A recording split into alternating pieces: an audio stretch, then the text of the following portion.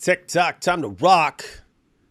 Good evening, I can't even do it. I'm looking at some of the comments. The comments pop up right when I click live, and I need to not look over at them because they can be distracting if I'm trying to start off a show. Oh, hey, here we go. Fareed responding live to your video, D Wood. That's good. I'm glad someone is. Yes, but which video? Um, Let's see. Fareed rap. oh, I would guess it's the video from yesterday with Jai and Daughter of Christ, because we included a clip of him, and it's all about the Quran. Fareed responds. He called it free education. Free education for David Wood.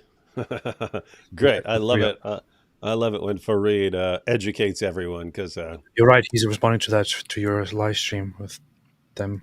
Yeah, that's what he's doing. So yeah, guys, you can always, that's a good live stream to check out, and I encourage people to learn the material, at least some of it, at least the gist. And the gist is that the Hafs Quran, which is used by basically 95% of the Muslim world, because that was the version spread by the Ottoman Empire. It didn't become the dominant version because it was somehow the most reliable or the best attested, or scholars went through the evidence and showed that it was just the popular version of the Ottoman Empire, which was the last big caliphate. So that was the version that was spread by the Ottoman Empire. And then, so because of that, it spread to Egypt. And then when they wanted to come out with a standardized version in the 20th century, the 1924 Cairo edition was based on that, and so on. Anyway, these readings of the Quran are like hadiths in that you have to trace by an isnad chain, like who got this from who got it from who got it from, from so and so, all the way back to Muhammad and so on. And the list of names, the list of people, it's not a ton. It's a chain. It's a fairly short chain, but multiple people who were the transmitters of the Hafs version of the Quran are considered deceptive or bad at Arabic or thieves, all kinds of things, right? And when these guys transmit hadith, the hadith is rejected as weak because one of these guys' names is on it. And yet this is the guy who gave them the Quran. We won't trust these guys to transmit a story about Muhammad, but we'll trust them to transmit the entire Quran. Like, are you joking? It's just insane. That's what they do. That's what they do. That's what they do. Anyway, good stuff in there, and no wonder Fareed is scrambling to respond to it. These are some dark days for Dawah, AP. He's probably proving Islam true completely right now as we speak. I bet. And David has pointed out that this is a problem. Why? Because Jai and DOC, they say that these guys are unreliable. Now, that's true. They are completely unreliable. But we still know that the Quran is true, because why? I do not know. I don't actually know. I don't know why these guys trust the Quran anymore. Let me give David an education right here for free, and I am not even going to ask for money. But if you've got some pounds, I got all the pounds. All right, guys. So as you can see from the title, we're going to look at a bit of Jordan Peterson's discussion with Cosmic Skeptic. I watched, I think, a little under half of it or so. But there's two clips that I wanted to focus on. So we're just going to watch two clips from that. One is their discussion of like the appropriate use of skepticism, because there's a bad version of skepticism, which sadly is all too common. And there's a good form of skepticism, and their discussion on that is actually very good. And then, super interesting, for everyone who's tried to figure out what Peterson means when he says, I believe this and I believe that and stuff. And you're like, what do you mean? Oh, it depends on what you mean by belief, and what you mean by is, and what you mean by the. And it's like, oh, do you seriously not know what we mean when we ask you a question and so on? In his defense, he is thinking in a very different way about a lot of issues. And so he brings up the example when he's having a discussion with Cosmic Skeptic. He's like, what's more real, physical things around us or numbers? And that's not an easy thing to answer. It's not an easy thing to answer, right? Because you could say, well, I mean, obviously, these things around me, this cup is obviously real, and numbers in a sense, like, what is that? Some abstract thing? How can that? Obviously, the cup is more real. Whereas if you go to, like, Plato and so on, it's no. These are the things of this constantly changing world. This is going to be gone. The numbers last forever. So in a sense, the numbers are kind of more real. They're more lasting. They're unchanging, and so on. So anyway, he's thinking about stuff like that when people are asking him questions, or he's having discussions on religious matters. And so it's kind of hard. If he's not thinking like you, then you're asking a question based on how you're thinking, and he's answering. And if he's thinking in a totally different way, he kind of can't answer in the way that you'd like. So this raises the issue. Like, it was the same thing with Ayaan Hirsi Ali. It's like, does she actually, when she's talking about her connection to the trans, what does she mean? Does she mean something? Does she mean what, like, a regular Christian means by that? Or does she mean something else? Is it psychological? Is it just pragmatic? What's she talking about? And then when she finally sat down with Richard Dawkins, and Dawkins like, at first I thought you were just being pragmatic, but now it sounds like you actually believe these things. And then she was saying, yeah, she was saying, I choose to believe these things. So, like Jesus, the Son of God, and virgin birth and things like that. She's saying, I choose to believe that these things are actually true. And Peterson is even more cryptic. He's even harder to figure out than that. But Cosmic did a bang up job of finally pinning him down. He kept asking more and more questions. Okay, look. If someone asks you this, and Peterson kind of would be Jordan Peterson, and you would listen, and he's kind of making sense, but he's still not really answering the question, and so on. Finally, Cosmic actually pinned him down, got him to answer in a way that a person who isn't thinking in terms of, like, psychology and so on would understand. So that was cool. We're going to look at that, and then we're going to look at a video by Solaria here. Solaria. We said we'd watch it's kind of a long video, so depend on how. Yep, there's Solaria's here. We're going to watch some of Solaria's video, and then tell Solaria why all the videos we review are going to say why they're wrong and why they're terrible. Make them awesome. Yeah. We're also going to Shake It Off asked us to check out a video, and so we'll tell Shake It Off why everything he's saying is completely wrong. I don't really care about Taylor Swift very much, to be honest, but yeah, whatever. I've always... Did she have a song called Shake It Off or something? Yeah. Oh. I always thought that Alex is one of the smartest people in terms of one of the most intelligent, most deep thinking people in this whole environment in terms of religious debates, and in terms of people who describe themselves as atheists. I would say that he's among the younger ones, among the ones who haven't been around for decades. He's the best. I would say.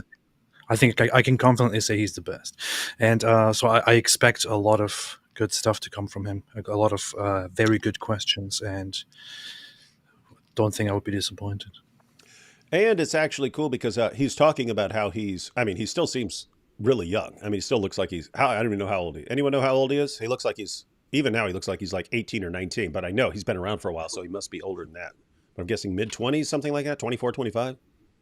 12, 13.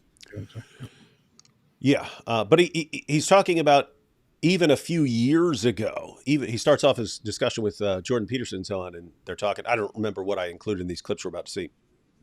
But he's explaining how even a few years ago, if he were sitting down with Jordan Peterson, he was saying, like, he would have been focused on, like, some gotcha moment where he proves himself right and Jordan Peterson wrong about something for popularity and stuff. And he's pointing out he's not like that anymore.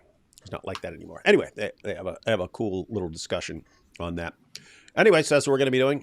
Take a couple super chats real quick, and then we will jump into some of this discussion between Jordan Peterson and Cosmic Skeptic, Alex O'Connor. And I've got the link for people who want to watch the full discussion. Interesting stuff. Links in the description box. We got Tarun is in the building. Losers, let's get ready to rumble. So this is good. We Oh, get to hear. What are we going to hear about, AP? What are we going to hear about? Make your prediction. Great Karnak. Everyone's back. veganism. What are we going to hear about? Veganism. That's exactly what we're Yeah, going to hear about. So I now don't the care about entire discussion. The entire discussion is about to turn to veganism. I don't care about veganism. I don't care. That's pretty based. Bill says Andrew Tate is for people with daddy issues. Jordan Peterson is for people with mommy issues. Why? I I don't don't get know, it. but that's a funny little distinction there. Oh, here we go.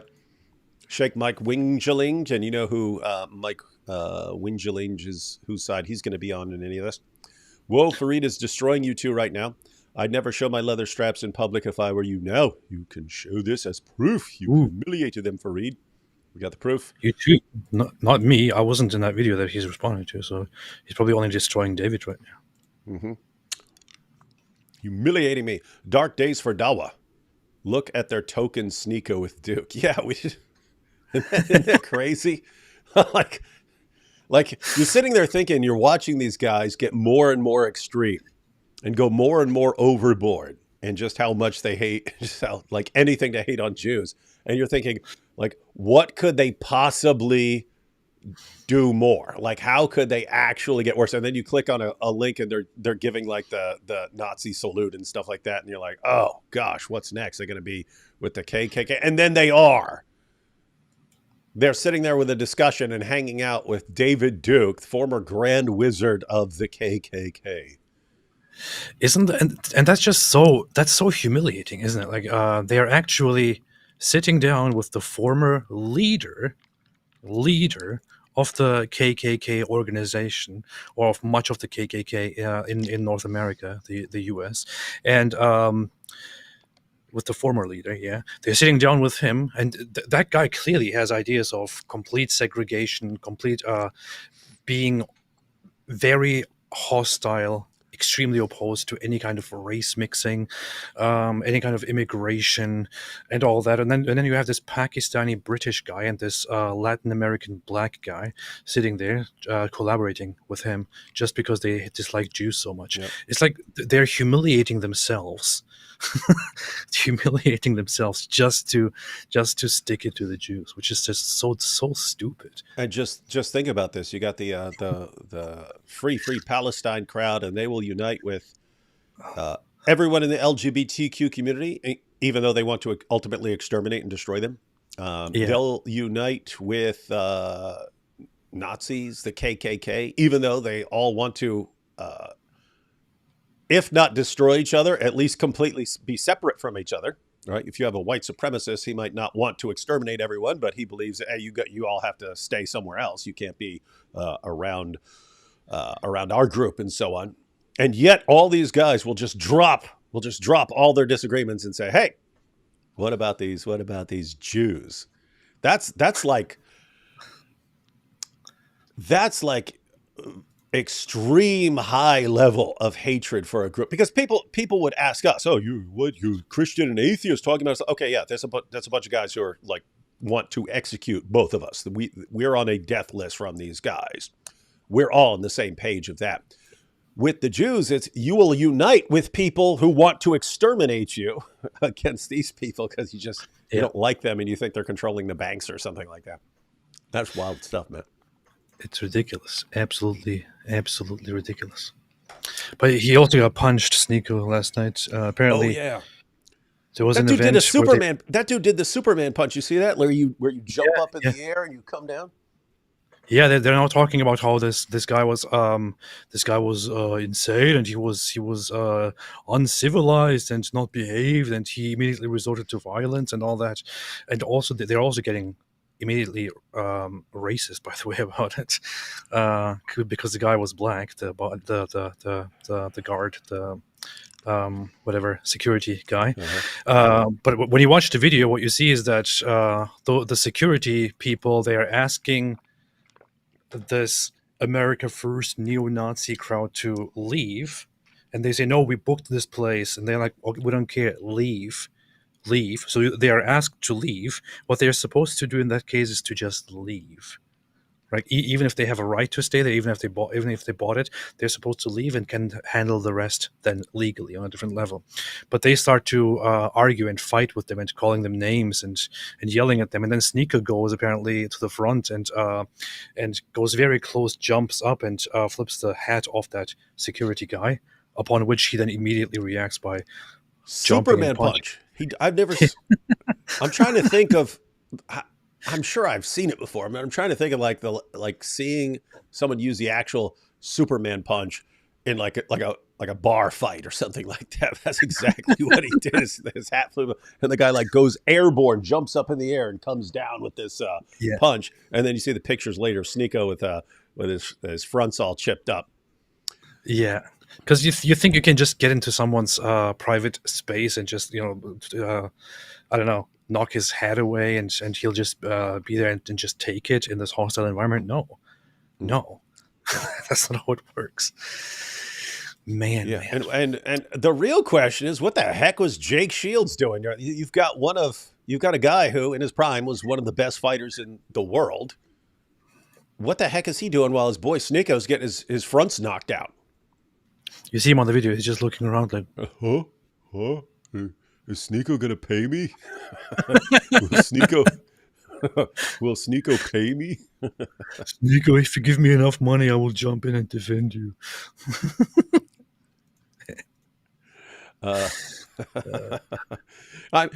Here's the thing though. If you're Sneeko and you're walking around with Jake Shields, you probably feel indestructible. You're like, all right, I've got an actual MMA champ right here with me.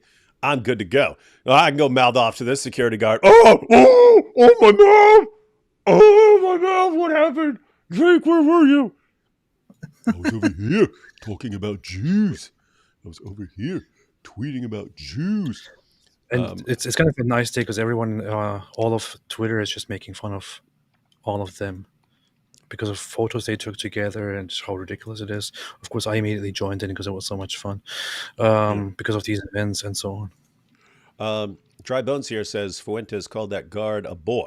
I don't know about that. Sounds like something he would do. People are saying play the video. I don't have the video. I don't have. I mean, I could get it and stuff like that, but maybe we'll do that on a different one because I'm sure there's going to be more discussion and so on as it goes. People are saying play the video. Well, you can't even really see it in the video. You see the dude jump up and do the. I mean, maybe there are other videos and stuff. The one I saw, you kind of see him. They're focusing on him, and then you see his hat fly off. And you can't even see. And then you see the guy jump up with his Superman punch. And then you've got the later pictures of Sneeko and so on, with his fronts all chipped up now. He intellectually punched him in the face. People are still pointing out that Fareed is responding, hey, guys, if he's still live, I don't know if he's still live. If he's still live, you can tell him for the 487th time. See what I did there? 487th. For the 487th time, if he disagrees, I don't know what he's saying over on his channel. I don't know what he's saying. If he disagrees with what Jai and Daughter of Christ were saying about his Quran on my channel, he is welcome to join us live for a discussion to refute us. You know it's not going to happen. You keep saying that. Of course it's not going to happen. There's no need to say it. It's never going to happen anyway. You're right. You're right. You're correct. It is never, ever, ever, ever, ever going to happen. Solaria here. Looking forward to seeing how this video goes. I'm watching this with my family today. So you'd best be on your best behavior. We are, but our best behavior is just not terribly good by itself. Did you watch Islam Critique's video? It was fan-freaking-tastic. We watched a little bit of that yesterday, right? Yeah, I saw a little bit of it yesterday. I laughed hard. I need to watch it still. I forgot about it. Finally caught y'all live, fellow West Virginia man here. Finally. Good man. Just wondering what's the best arguments against Mormonism, and will y'all ever go against the LDS heresy like you do Islam? No, I can't speak. Well, I can't speak for AP. I can tell you I will never go after Mormons like I go after the jihadis who want to execute us and subjugate the entire world. You're talking like worlds of difference in terms of threat levels there. What's a Mormon going to do? AP, do you feel threatened by Mormons? No. I understand if you go way back to the beginning, there's some issues right here. Who in the last 50 years has felt somehow threatened by Mormons? I don't know. Maybe it's happened. No, I would. We've got a group that wants to subjugate us and conquer the world and so on. I'm just always gonna prefer talking about them. What do you think, AP? Tomorrow Heretics is going to publish the interview with me. It's Ooh. scheduled apparently, and what he put on the thumbnail is "It's too late to stop this." It sounds like the mood that I was in Yeah. precisely around that time. Because I did say a little bit. I did say some It's harsh too things late. about how. It's too late for Europe. The thing that we all need to do is get a bunker. Get a bunker, buy a bunker, go buy a piece of land, even a cheap piece of land, and build a big bunker there and start loading it with foods. You can get MREs. In fact, I have used my promo code to get these MREs. It wasn't even that bad what I said actually. What I said there was just that it's too late to stop certain certain a certain chaos on a political scale from happening, most likely. But of course, that there is still a way to always counter things. But yeah, Mormon issue. I would say Mormon issue is. I don't think it's a big deal ever. To me, honestly, if you want to consider it problematic on a spiritual and theological level, that doesn't really concern me. That would be a different deal. Otherwise, I don't know. Yeah. You've Very little got people. you have people in apologetics who focus on cults and so on, and you have people who are who are former Mormons who are interested in Mormonism and so on. But yeah, we've got a lot of other things to deal with. From the Jedi to the Sith, Palpatine will be free. Why do you guys insist on eating meat? Because it's yummy. Did Mimi Hijab get banned? YouTube Hatun done a video on it. I saw the title. I didn't see what she was talking about in the video, but when I saw it in a title, I went and checked Hijab's channel. His channel's still up, so he's officially still on YouTube. I don't know what's going on behind the scenes if he's dealing with strikes or something, but yeah, so I don't know what she's talking about. I'll check it out later, but I don't know right now. Thanks for all you do. Please accept this Jazia payment. What is Jazia? It'll be my last contribution for a while. Love what you and AP do. I still don't know what Jazia is. Thank you. Appreciate it. Thank you. J-Bot says, y'all vegans are cruel. You eat all the animals' food supply so they starve to death. I eat the animals so they don't have to suffer. I eat the animals so they don't have to suffer. That's a good point. Yep. He puts them out of their misery. Yep. Just think about a poor little tomato. That's what they do. What ain't never felt the touch of a ladybug on its red skin. Plucked in the prime of life by Tarun the vegan. Let's see. A couple more here, and we'll jump into this video. Hey, why do we have a bunch of super chats here at the beginning? I might just jump into the video anyway. I'll take a couple more. Canned Ace is a walking Mott and Bailey fallacy. Her silly cup idea is stolen from the David Wood shop leftist tears Tumblr. It's jihadi tears is what I have. D Wood shop leftist tears Tumblr. Canned Ace is definitely not original. And before you say, no, it's Daily Wire. Yes, we know. It's an AP joke. He thinks it's funny. Nicholas Gabby. I think Ben Shapiro has a cup that says leftist tears. No, I know. And mine's a parody of that. When I made my jihadi tears mug, I was parodying that. And Candace, of course, takes that idea and mocks them by putting woke right tears on it, which is just so stupid. and then also puts Christ as king on it, of course, which Mhm. totally is not politicized, not at Yeah. all. No. Yeah, because she was really chanting that really hard just based on her Christian faith before the Groypers started saying it. Oh no, it was when the Groypers started saying it that these guys started saying it. Yeah, yeah. Hey AP, how was church today? Oh, good. Yeah, yeah. Very good. There you have it, Ayatollah. Found a picture of idol of Allah with horns and a big erection. How could I send it to you guys? Send it on Twitter. Hey, look at this. RR. Rationality Rules and Myth Vision collabed against D Wood on Jesus Resurrection. Yeah. Oh, yeah. I People. saw Yeah. a thumbnail of it. Yeah. I saw the thumbnail too. It's 5.5 hours. What? 5.5 hours. It reminds me of the Dawa guys where every time you respond to them, they try to do something like longer and longer to just eventually wear you down. You're like, I'm not responding to this. I'm not watching 5.5 hours. I have to say, by that collaboration, AP, Derek lost the cool points that he had with me. Because I had a conversation with him. I was like, oh, this is a cool guy. I already had an issue in that he's like some version of mythicist. And like, in my mind, they're kind of in the same ballpark with like Holocaust deniers and flat earthers.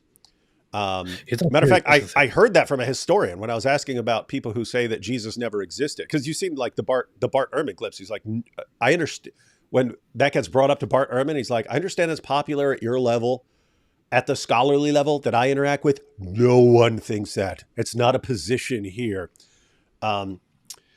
And so when I hear like someone say Jesus myther, Jesus never existed, and so on, like in my head, yeah, it was a historian who said when I asked him about Jesus mythers, he goes, to us they're like Holocaust deniers.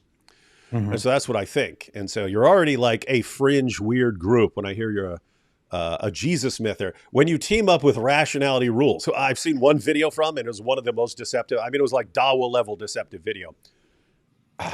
Not interested. Definitely not in a 5.5 hour video. But yeah, Derek, you lost some cool points on that one. You didn't have a lot to begin with, but you lost them.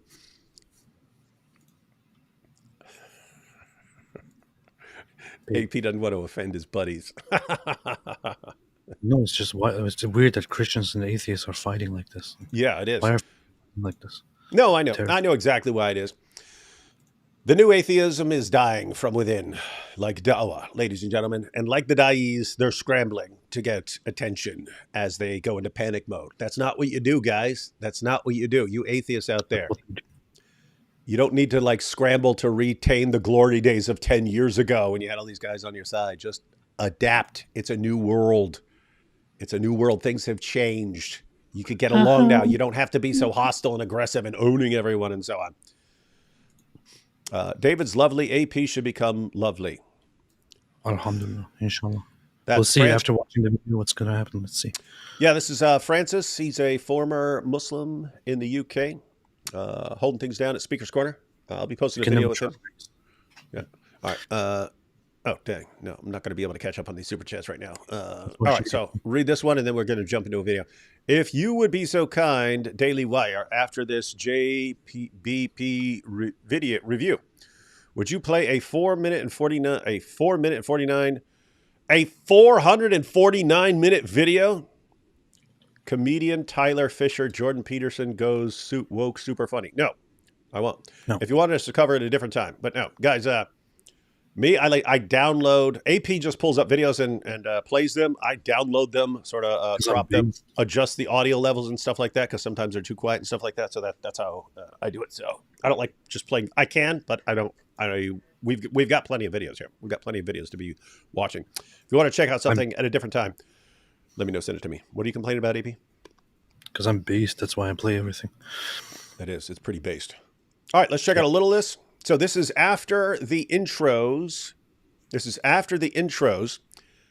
Just to tell you what happens right before this. Then let's just jump in. We've talked a lot. I'm just telling them. Peterson asks Cosmic about his name, how he came up with, because the clip's not going to completely make sense at the beginning. he asks him about his name, Cosmic Skeptic, and Cosmic Skeptic talks about how he came up with his name, Cosmic Skeptic, and so on. And then they talk about how, you got this idea of like cosmic and, these big things going on, big ideas and stuff like that you're examining, but also skeptic, and you want to be careful and stuff. So those two kind of forces at work, and that leads right into this discussion on skepticism. Here we go. It's based. The problem with being concerned with a vast plethora of ideas is that many ideas are misleading and wrong. And so you have to learn how to combine that openness and curiosity with the capacity to separate the wheat from the chaff. Yeah. And that's the utility of skepticism. I mean, it can degenerate into a kind of argumentative nihilism. That's the downside. But properly applied, it separates the wheat from the chaff, right? And the purpose of that is to keep the wheat. Well, skepticism can only ever be essentially destructive because you're being skeptical of something. Somebody's putting something forward and you're sort of responding to that with skepticism. And so for a lot of people, if skepticism is the thing that you do, then you sort of end up chipping away and ending up with nothing, whereas skepticism is really supposed to be a tool that you use. It is destructive, but in the way that you might sort of carve a piece of marble. Yeah, right. You're intending. Y'all getting that? That's very, very... I love it when somebody directly and honestly,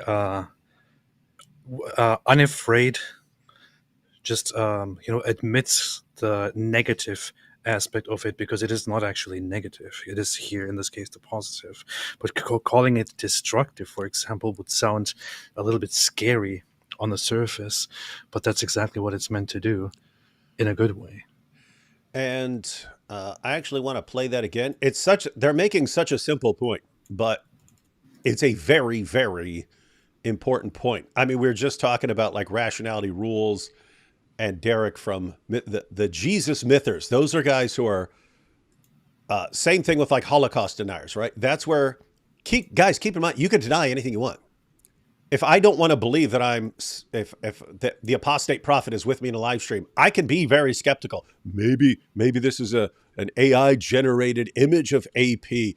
Maybe aliens are tricking me into believing that AP is here.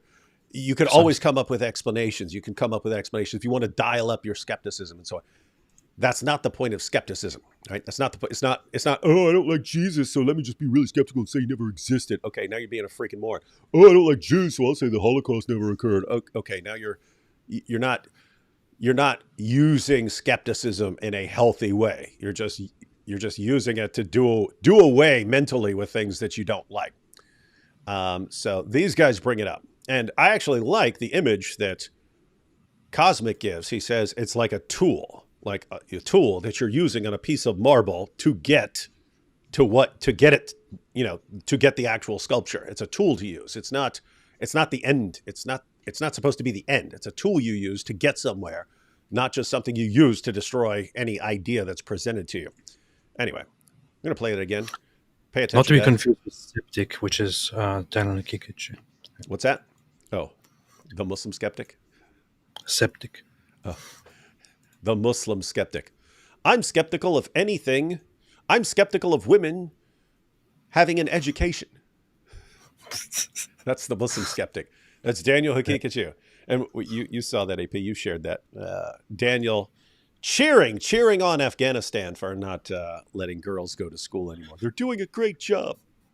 Disgusting. Can't say we didn't warn them. All right, back to Jordan here. Watch this clip again, guys. If you don't pay attention to anything else, learn this part. This is important about skepticism for all you skeptics out there. There's a healthy skepticism that's used as a tool, and there's a weaponized skepticism that you just use to attack any position that you don't like, not to get to the truth, not to find out if anything is true, just to make yourself feel good and feel like you're scoring points on people and so on.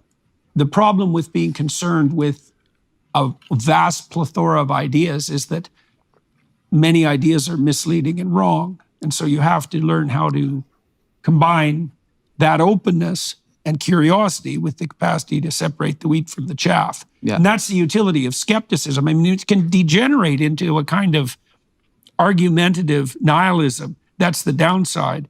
But properly applied, it separates the wheat from the chaff, right? And the purpose of that is to keep the wheat.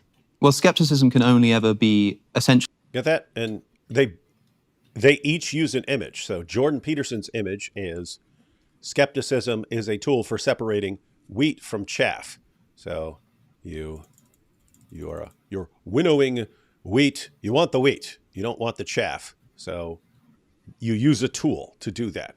And then, of course, Cosmic's example, again, is the image of using a tool to chip away at marble until you get the sculpture you want. Destructive because you're being skeptical of something. Somebody's putting something forward and you're sort of responding to that with skepticism. And so for a lot of people, if skepticism is the thing that you do, then you sort of end up chipping away and ending up with nothing, whereas skepticism is really supposed to be a tool that you use. It is destructive, but in the way that you might sort of carve a piece of marble. Yeah, right. You're intending to get a statue out of it at the end. Good, isn't it? A chisel is destructive, but it's for a good purpose. If you're just using skepticism just to be destructive, period, as an end in itself, then you suck, basically. Yes, well, that's the thing to always keep in mind is skepticism in the service of something. Exactly, yeah, it's a tool. It's a methodological tool. It's not a world. And you mentioned too, and so I'm interested in your progression in your thinking in relationship to that, because you mentioned just before we actually went on air that had you come to see me a couple of years ago, you might have been more inclined to, I'm putting words in your mouth to some degree, so correct me if I'm wrong, to strive for a victory or to make your point, something like that. And you alluded to the fact that your thinking around that has changed to some degree. I suspect that's probably a consequence of experience. So what's changed? In part, it might have something to do with becoming a podcaster and speaking weekly to people. And you can't keep up that energy. Or you can, but it becomes totally unwatchable. And nobody wants to engage in that all the time. I think there are times when it's worth doing. What are you grinning at? You reading a comment? Or are you thinking about what they're saying? What he's saying, yeah. It's good. I also like the example, the person, they eventually mention a person who's good at interviewing because he will stand his ground on points, but he's clearly trying to learn from the other person and so on. And perfect example. Yeah. But even Cosmic's point right there that you can be in a bubble. You can be in a kind of a bubble. And anytime you're talking to someone else, you start blasting away. And he's pointing out that would get very old in podcasts. If you're having discussions, you just, I'm trying to own the other person and humiliate the other person and score points on the other person and so on. And so anyway, he says he's changed over time. Let me back up a little bit. Faster and speaking weekly to people. And you can't keep up that energy. Or you can, but it becomes totally unwatchable, and nobody wants to engage in that all the time. I think there are times when it's worth doing, and to be clear, I still like to disagree and do so essentially unapologetically and bluntly, and that can still come across as quite rude. But I think that the way that I would think about a conversation is that, well, what are we about to do here? A debate. We're about to debate an issue, and I'm going to try to win, and that's. And not even, I mean, maybe there's sort of an element of pride in there. You want to win for that sake. But also you really think, well, I want to win because I think I'm right about this. And if I don't, then, I must have just not expressed myself properly. I think what I probably meant when I was saying that is that I would have had more of that cap on than now after having so many conversations with so many people and realizing that not only is it more constructive for myself, I've learned a lot more. And now I'm here like, hey, I might learn something today. That would be great. Got that. So that's very nice. Yeah, it is. He's saying years ago, he'd have been looking for, score some points on Jordan Peterson. If they were having a discussion like this, score some points, show that he's right about something, show that Peterson is wrong about something. And now when he sits down with someone, hey, I can actually learn here. And that's, I mean, think about that. If you were sitting, even if you disagree with Jordan Peterson on a bunch of things, could you learn stuff from Jordan Peterson? Absolutely. If you disagreed with Cosmic on almost all of his worldview, could you still learn stuff from Cosmic Skeptic in a conversation? Of course you could. So why is it always like scoring points on the other guy and humiliating the other guy and so on? And I like how they point that there may be situations where you want to do that. If you were AP, if you were sitting down with Jake Shields or something like that, or when you're talking to Daniel Hakikachu or something, it's like, yes, please just like crush this guy on this point or something like that. You're not trying to, oh, what great idea does Daniel have that we could all learn from or something like that.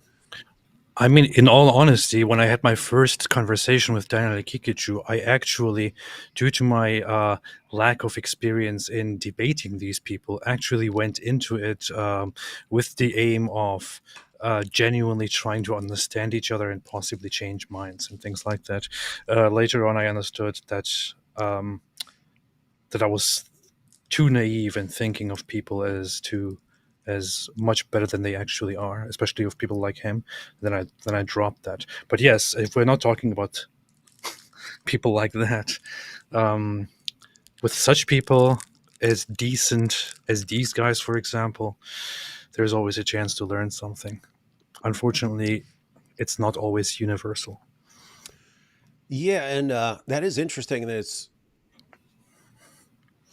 it's Cosmic Skeptic, so I don't know what he classifies himself now as, atheist, agnostic, whatever.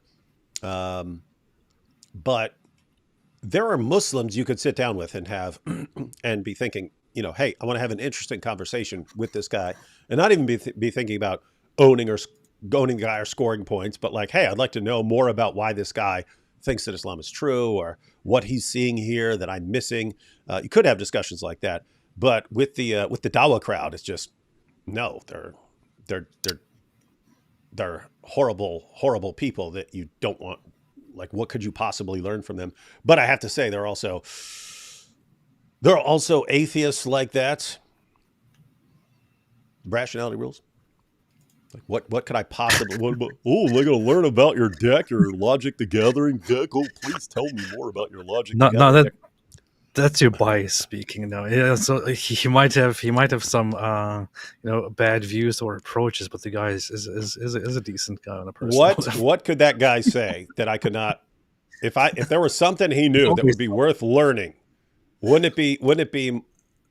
What would he know that I couldn't learn from someone else? I could get the Logic the Gathering deck somewhere else. There's always something. I mean, I think that Candace Owens is a complete idiot, but I could learn something from her. Maybe there is a chance. I don't know. Yeah, and I'm sure there are plenty of Christians out there that people wouldn't want to sit down with and be thinking, oh, I could learn something from this Christian. So it seems to be like personality based, like people who have the sort of personality where you can sit down and have a nice conversation with and possibly be learning things, and people who don't.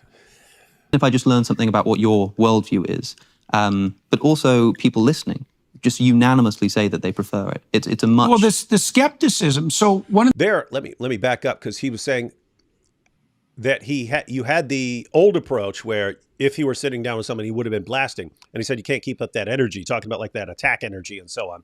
And he's saying so he has a different way of doing things now and thinks that he's learned something, and he's saying people prefer that. People who are watching prefer that. So let me back that up a little bit. Worldview is, but also people listening just unanimously say that they prefer it. It's a much... Well, the skepticism. So one of the things you learn as a therapist, for example, is that being right is not very helpful, especially when you're trying to help someone. Because speak for yourself. Whether you as the therapist is right has very little to do with the positive outcome for them. You still want to maintain the skepticism. And one of the ways of doing that in the manner that's helpful is that, like, if I'm talking to you and you say something I don't understand, that's the right place to be skeptical, because if I don't understand what you said, well, it might be my ignorance, but it also might be like lack of clarity and pointedness on your part. And so one of the advantages of disagreeing with someone is to point out to them in a positive way where they're lost in the fog. Because if you're sufficiently lost in the fog, you tend to run into sharp objects, and that's not very pleasant. So, but the skepticism, and this is obviously what you alluded to, I would say, as a consequence of learning from the podcast, is the skepticism should be in service of rectifying your ignorance rather than in service of making your point or winning the argument.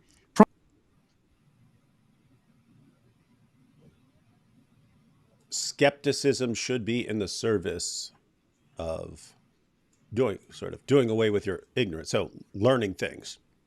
but not gullibly accepting bad things, not in the service of owning your opponents.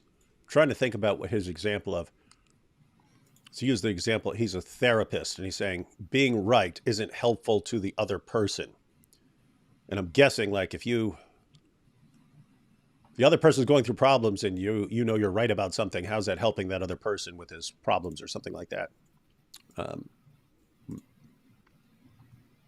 With winning a bloody argument is that the victory can seduce you into thinking that you were correct, and you're never sufficiently correct, right? Yes. And so I don't like debates fundamentally. I've never really enjoyed them. I probably, when I was really young, Yeah. you know, before I stopped doing this when I was about 23, I would take a certain amount of. What's up? For the longest time, when I started talking about Islam in public, I thought I'm not interested at all in debates. I think they're completely pointless. At some point, I guess the hostilities by the Muslims pushed me to such a state where I started thinking, oh, you know what? I want to have debates. Yeah, okay, let's have debates. Let's have debates. Let's just destroy. Let's just do that whole thing. But to this day, although I've had so many debates and I'm still in discussions for further debates, I'm still kind of disgusted by debates. And so when he's saying this, it just reminds me of how I actually fundamentally, deep inside, think. Even when I have debates with people, and even if they go very well, I still feel kind of disgusted by them, and I feel like I did a dirty thing by having a debate with somebody, because it's almost every single debate that is out there, that we have, that others have. The primary purpose to so many people who are watching it is not to figure out which side is actually correct. The purpose is to confirm the ideas that you already hold, and to put a contestant forth, like it's an arena, to crush the other side and prove to them why your side is actually right. And I want to think often that is not my goal, but once you start debating, you easily fall into that very, very same mentality. I don't know if you agree with that. Yeah, so you could have a healthy debate, right? You could have a healthy debate among people who respect each other and who disagree. And the idea, even if you're debating and you have your position, you're completely convinced that your own position is right, the goal can be to inform the audience, right? And you could be thinking, okay, this is a good, healthy thing because now they get to hear my perspective and they get to hear my opponent's perspective. And then everyone in the audience is better informed. And this will help them all come to more reliable conclusions and so on. So you can have that. But the way what it eventually turns into is one side trying to own the other. And to show and to even humiliate the other and just like confirm their position and so on. Like that, and the Dawa guys, it gets to the point where it's not clear that their goal is in any way to present a coherent case or to present accurate responses. It's just to sound good. And once you're dealing with people, once you're on stage with people who are just trying to sound good and using like manipulation tactics and so on to convince the audience, then what do? It's almost like you have to do the same thing back, right? You have to start pulling the same stunts. In other words, you have to start dialing up your drama and everything else. You have to start dialing up your antics and looking for sick burns and stuff like that.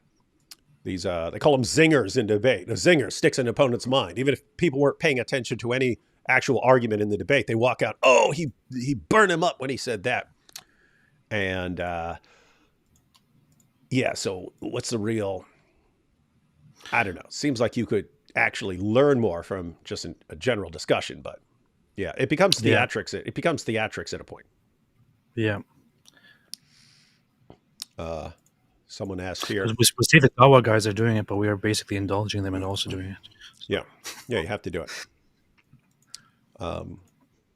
Yeah. So, matter of fact, as an example, when I was just at Speaker's Corner recently, and Siraj comes up, and then he has a debate with God Logic.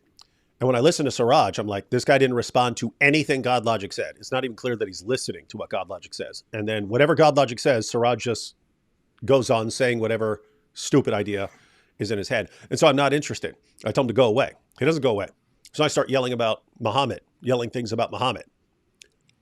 Now think, I'm not trying to convey a case in that situation. I'm not trying to convey information. That's all information people could get from anywhere. I'm not adding information to the discussion. It's something completely different going on. In that situation, it's just you're trying to thump your chest and act like you control. You're going to act like you control us, right? Like you have to do this, or I'm going to say you're scared or something like that. Okay, well I'm going to shout you down then. So you're going to lose. You're going to lose. So at that point, it's just like it's a show. Who's going to win? Who's going to win the show? In that situation, okay, I'm going to win. I'm just going to go ahead and win this one. But it's not like it's not like this great learning experience for anyone. But the thing is, it's okay. Your guy put us in that situation where you're thumping your chest and we strong. And so, okay, now we have to say we're strong. We're strong. We're strong too. We're not weak. And so, yeah, lots of stuff is just reacting to how other people do things. That's what they do. Question here. What can you learn from Mike Winger? All kinds of things. Mainly how not to do things. You can learn how not to do things from Mike Winger. So watch Mike Winger. If you want to learn how to do things, watch Mike Winger. Do the opposite. But if you were interested in Star Trek, for example, you could learn something from him, right? That's true. If you're wondering, like, oh, what's the coolest Star Trek episode, and what are the best Star Trek episodes, and you can learn. Learn from. See, there's something. Yeah. See, you can learn from all kinds of people. All right. So a few more seconds on this clip. I probably, when I was really young, Yeah. before I stopped doing this when I was about 23, I would take a certain amount of pleasure in being able to obtain intellectual victory. It was also a way I defended myself when I was young, and it was effective. But it's not the optimal way to conduct conversation. This is one of the reasons why people like Rogan are so successful, because Joe will push his point, but he always does it in the service of learning. Yes. He doesn't do it in the service of victory. Yeah. I think you've probably put your finger on it there. And that I thought was a perfect example. Joe Rogan. Joe Rogan will he'll just say, hey, he'll just say that someone is wrong about something. He'll say that something is complete BS. Seen him do that multiple times. But it doesn't matter. You could be a scientist, a philosopher, some just regular guy. You could be an atheist, a Christian, whoever. He will sit there and listen to you. And if you have a point, He will listen to it. He will listen to it. But Christo here, yes, made a good point. Something else you can learn from Mike Winger: how to be a nerd. Oh, nice. Yeah, if you're wondering, because I don't know if every culture has nerds, but there may be cultures out there that don't have nerds or something like that. And if you're wondering what we mean, watch Mike Winger. I was going to give an example from Joe Rogan. Of what? But then I realized I'm going to talk about Candace Owens again. What's wrong with you, man? But one of the most memorable things to me about Joe Rogan was that there was this episode where he had Candace Owens. I think he only had her once on, and he basically started like making fun of her to her face. For what? Because of her ignorance and her dumb logic on things. So it's quite wild. Hey, we might need to watch that someday. I'll show you. To see that. A couple super chats, and then we're going to watch another clip where again, there's a long discussion that leads up to it where Cosmic is trying to pin him down. And he goes through all kinds of examples. We're not going to watch all those, but the link is in the description box to anyone who wants to check it out afterwards. But it's a long clip. But he's asking them, like, okay, you say you believe that in Genesis chapter 1, the Spirit of God's hovering over the water. What do you mean by that? What do you mean? I mean, there are actual waters and spirits hovering and stuff like that. And so he's asking about that, and then like asking about the Exodus. Like, you believe in the Exodus, but it's like it's this psychological thing about escaping bondage and going through the desert and so on. And so it's this thing that's constantly happening. It's this experience that human beings have. Do you actually believe that people came out of Egypt? If you went back in time, were there people actually going out of Egypt and crossing the Red Sea? So he's trying to pin him down, and eventually he does it on the resurrection of Jesus. He gets him to respond. So we'll check that out in a second. Take a couple super chats real quick. Inshallah, I become Mad as foretold in the prophecy of apostate prophet. Peace be upon him. Alhamdulillah. Alhamdulillah. Yeah. You heard it here, folks. Mumu says, Muslims immigrant from hellhole. New Muslim from Haiti, Philippines joins KKK member. Yes, it's definitely about the oppressed Palestinians. And it's all about Zionists. It's all about Zionists. That's why you're going to... that's why you're hanging out with the KKK. Play the video Mojo Hijab being confronted by an old man. What do you mean confronted? In a discussion? Or is it when he got is it when he got punched in the face? Because there was that time some guy who was like 105 years old punched Hijab, and Hijab was all discombobulated and like couldn't walk straight. And then Hijab has to try and save face, and he posts this video afterwards, and he's like, so I put my arms up like this and I'm all bent over because I went into a defensive pose. It's a defensive pose. I'm like, on what planet is that a defensive pose? Like looking like you're ready to, hobbling around, looking like you're ready to fall over with your arms up in the air to block any further punches from this 105-year-old guy.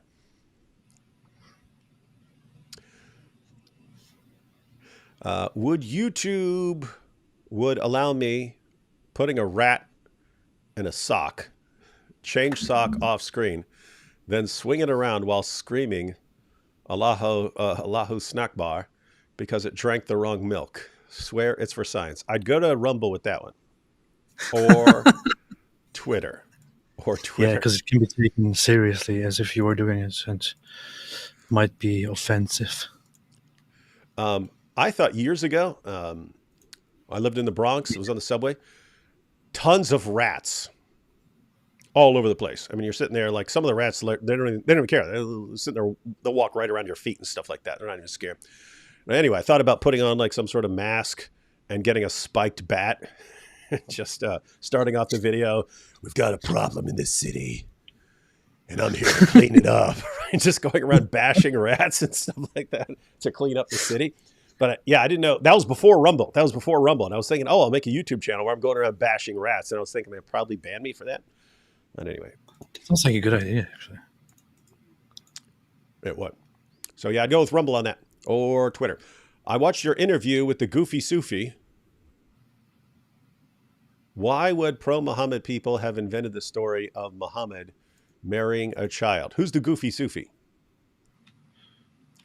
That sounds very offensive. Are they talking about our buddy? Probably. What's his name again? Why would Man, my brain is fried, man. I'm trying to remember any names right now. I can't. Something with H, isn't it? Yeah. Oh my goodness. I can't believe I had a debate with him.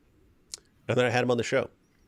I don't remember. Is it Hussein? I thought it's Hussein something. I don't know. No, it's Isa. Isa Kabir. Yeah. There we have Isa. Gosh. No, I had we also there was a Hussein too. I don't think I debated. Did I debate Hussein? I don't think I did. Someone else debated Hussein. He was also, they were both guys that debated down in Texas at different times. Anyway, why would pro-Muhammad people have invented the story of Muhammad marrying a child? A theory, and this is among people who believe that the story was fabricated at some point in the Sunni sources. the theory, because keep in mind, you don't know. You just know this story pops up at some point and then becomes really popular. The theory is that and I don't think this is an especially good theory, so I wouldn't, this doesn't seem entirely, it doesn't seem persuasive at all to me. But the theory is that the Abu Bakr line wants to consolidate more and more respect around themselves. So they want to establish Aisha as Muhammad's favorite wife and show that she's somehow different from his other wives and she held a special place, so that the family line holds more of a special place. And so Abu Bakr ends up being his best buddy and stuff. But then they make Aisha super young so that they have an airtight case that she's a virgin. And therefore, she's different from all of Muhammad's other wives. So that doesn't seem like a very persuasive, it doesn't seem convincing that that's a reason to make up the story about her being a 9-year-old girl. Can't say it's not happening because you're dealing with sources from long after the events. So people can make up stuff, and people were making up stuff. Doesn't seem like that's a great reason to make up the story. No, you could believe it, but Muslims would never make up things, I would say. Oh, look, finally, happy Father's Day to both of you. Thank you. Someone said it. Whatever that means. No one else cares about father. If we were women, and it was Mother's Day, people would have been saying it left and right. But no, we're fathers. See? Persecution of men. Don't forget about me. I posted a Halal Bucks with Ahmed video today. Just saying. Yeah, we won't get that today, but I still need to watch your video. I still need to watch that. I put your other video on the list. I will still have to watch that. Yeah. Yeah. And this might be a thing where at the end of, after we go through certain topics and stuff later in the show, maybe we go through some people's videos and stuff. So send us your recommendations, or if you have videos on your own channel that you want to check us out, you want us to check out, send us those.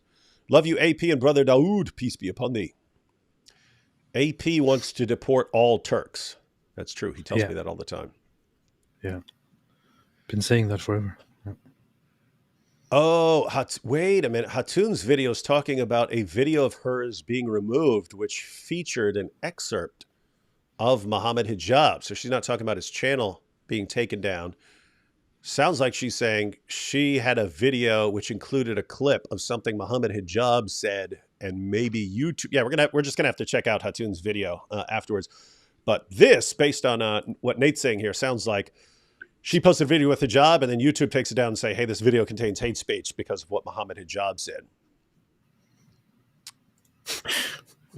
It's pretty crazy.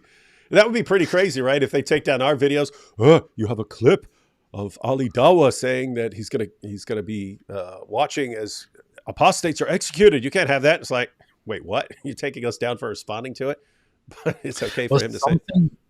Dumb happened to me recently, which is kind of comparable to that. The IDF published a video of Hamas taking women hostage and mistreating them, and I uploaded it on the channel to publish it, to show people what's up, and YouTube immediately took it down and I think the justification was that it possibly promotes or glorifies violent terrorism or something like that. And I saw that and I thought, oh, okay, yeah, I have to now appeal. But then I didn't have the will to appeal, so I just took it down and thought, whatever. Yeah, that's one of the reasons my most banned stuff of all time were episodes of Islamicize Me, where we constantly, the accusation was constantly glorifying criminal organizations. Like, I had to respond over, I'm making fun of one. I'm not glorifying it. We're making fun of it. Oh, gosh, YouTube. Their system is pretty stupid. Pretty stupid. We might have to, if Hatun got a video banned because of playing a clip of Muhammad Hijab, we'll have to watch that. If it's something we can help with by getting the attention of Team YouTube and saying, hey, you guys, responding to something is not the same as engaging in hate speech. Ever listen to Orthodox chants? They're beautiful. Yeah, they're pretty based. I've heard Gregorian chants. I've heard a bunch of chants. We heard some when we were in the Church of the Holy Sepulchre and stuff like that. I'm not sure if those were Orthodox or not. So I'd have to send me a link. Yes, they were. Someone send me a link to the best Orthodox chants you are aware of. Ooh, what if people say I need intro music in my videos. What if I use some dope Orthodox chants put to a sick beat? You ever heard Enigma? Never heard the Enigma band from the from the 90s? It was a music project. Yeah. What are some of their? I haven't listened to them. They took like those Gregorian chants and put them to a beat, and it was pretty awesome. God, there was some really good ones. Now I'm thinking of that again. I remember Don Juan. Do, do, do, boo, boo, boo, boo. I just remember that. Remember that? I think so. Return to Innocence. I forgot about that. Judaism and Christianity, sacrifice, base, pleasures for a true communion with God, transcendence. Islam, be a slave to Allah for base pleasures, earthly paradise, virgins. Yep. Hetero, male pedo action, yeah. Spending an eternity deflowering virgins. That's what they do. That's what they do. I DM'd it on Twitter to Mrs. Apostate and AP. There you have it. That's what they do. Just read the books of Ezra and Nehemiah. My favorite part was when they bowed down and worshipped Ezra as God. Yeah. Be careful. Be careful reading the book of Ezra, everyone, or you might start calling Ezra the son of God and worshiping him. A Pakistani chopped off a camel's leg on live chat. Video went viral. Thank God India sent prosthetic leg for the poor camel. This is Islam chop off. Chopped off a camel's leg? What? Hey, here you go. If only rationality rules and myth vision were more like Alex O'Connor. Yes, everyone could be. That's is what we're talking about, where you can learn from even people you disagree with.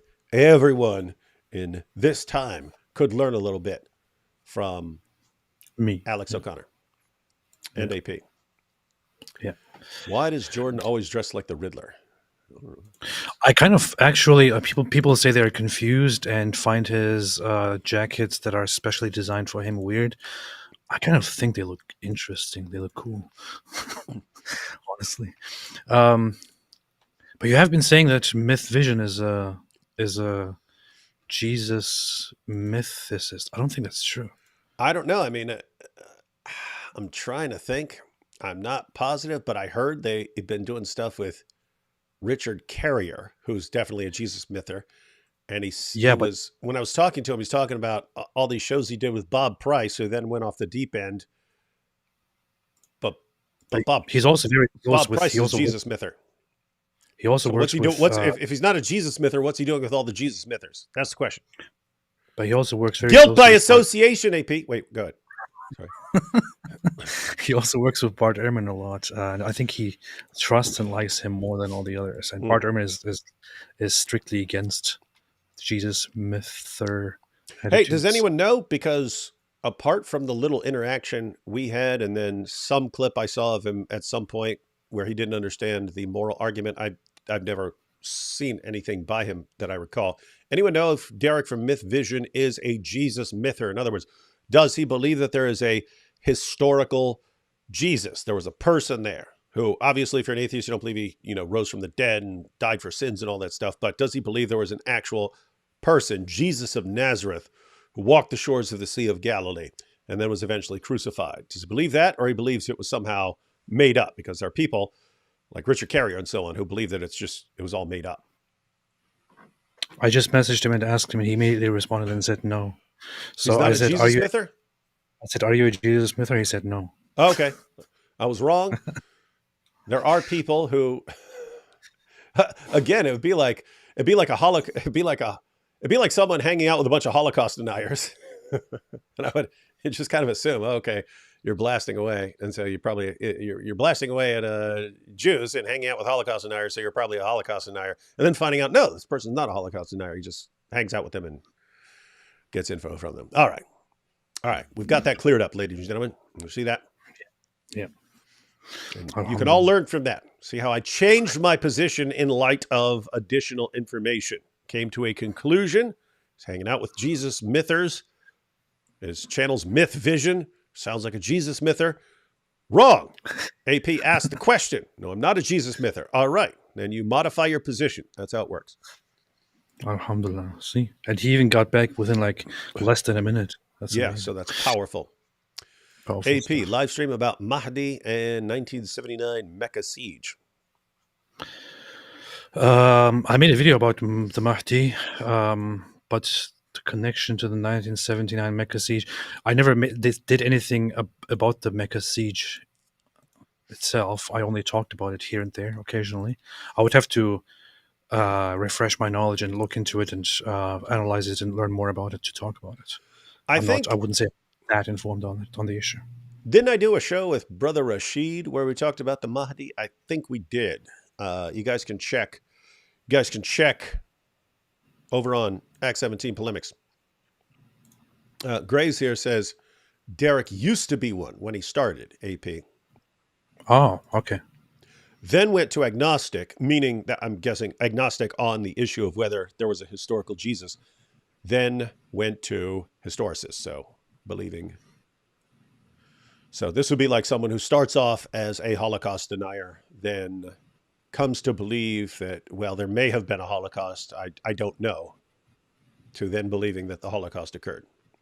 So I guess that's progress for the little bit of. You've been humiliated by Derek Misvision. The little bit of progress that's possible in the mind of an atheist.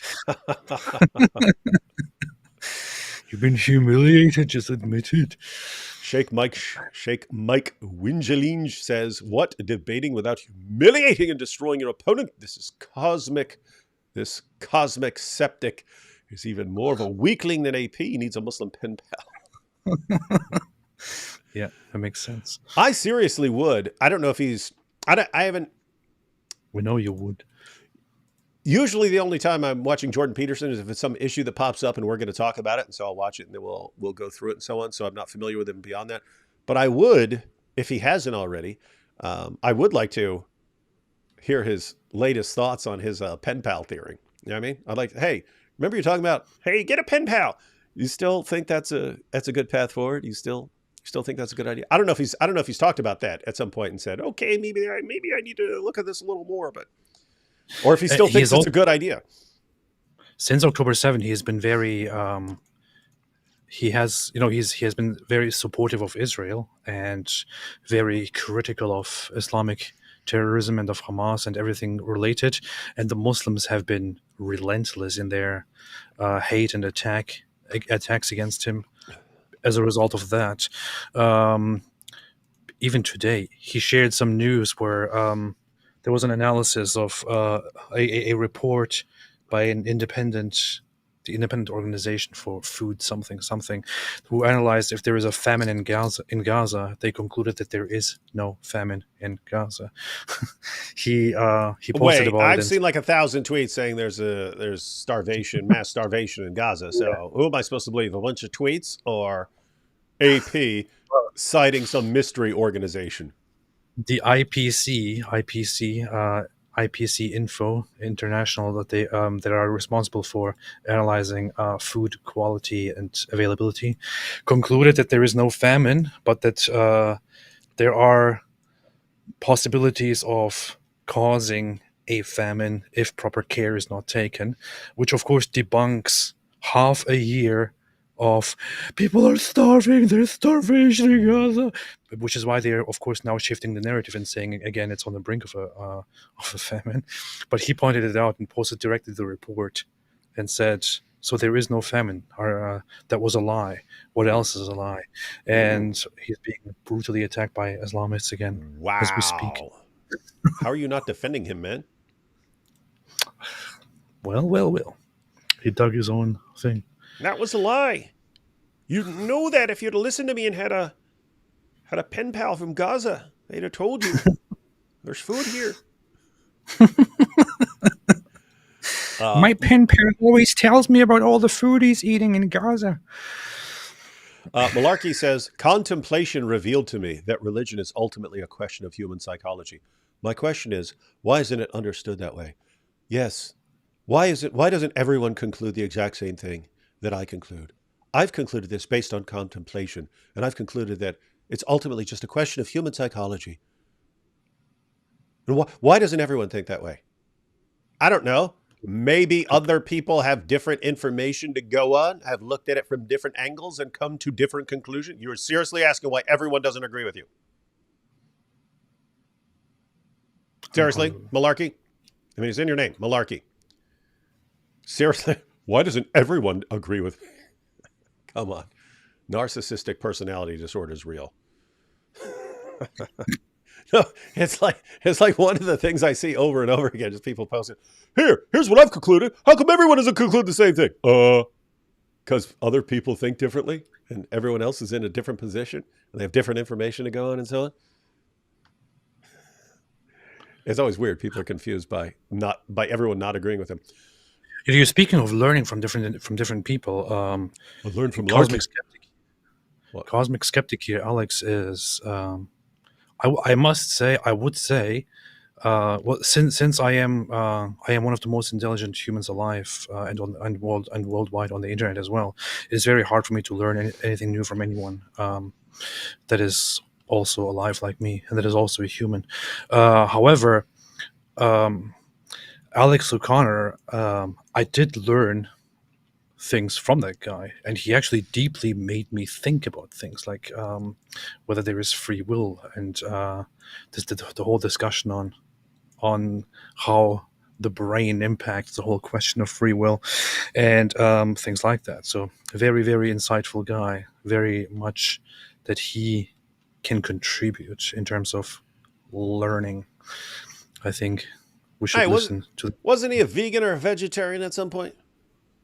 He was, and then he admitted that he was wrong, or that he tried going vegan. Then he announced at some point, he said, I didn't want to do this and I feel a little bit ashamed about it, but I have been eating meat, I think he said. So he stopped because he figured out that it doesn't really work. I'm not sure where he is on that right now, if he thinks that he personally can't do it or if he thinks it was all together just a vain effort. I don't know. I don't want to speak for him. But yeah, he tried it. Just like Taj. Yeah. Maybe that's why he still looks like a kid. He spent a while as a vegetarian. Yeah, yeah. And he didn't develop. He didn't develop normally. Like his bones didn't grow. Yes. Because he didn't have enough animal blood in him. Yeah, yeah. This is why I eat human, for example. Like this is always the best solution. Okay, we'll take these two because they're both related to this topic, and then we're going to watch this next clip. Cosmic, finally, and I've been waiting for someone to do it, right? You got to pin them down. Like, what do you actually believe? And guess what? If you disagree with me, you disagree with me. But it's kind of like I want to know, and if I don't understand what a person actually thinks, I kind of want to. If it's a person I'm interested in, I'm listening to this person on all kinds of topics. It's kind of, and he's saying stuff about topics, and saying he believes in him, but it's not clear what he means by that. I kind of want someone to clarify that. And Cosmic's the first person I've seen. What do you mean by mean? Yeah, what do you mean by mean? We're not exaggerating. Jordan says stuff like that all the time. And again, in his head, he understands this other person who's asking the question thinks very differently. So if I answered you and we're thinking very differently in very different terms and we're using terms differently, you're going to misunderstand it. So we actually need to nail down definitions on all these things before I even begin to answer you and so on. It's like, okay, granting all of that, do you actually know what someone means when they say, do you believe Jesus rose from the dead? What do you mean? And What do you mean, do?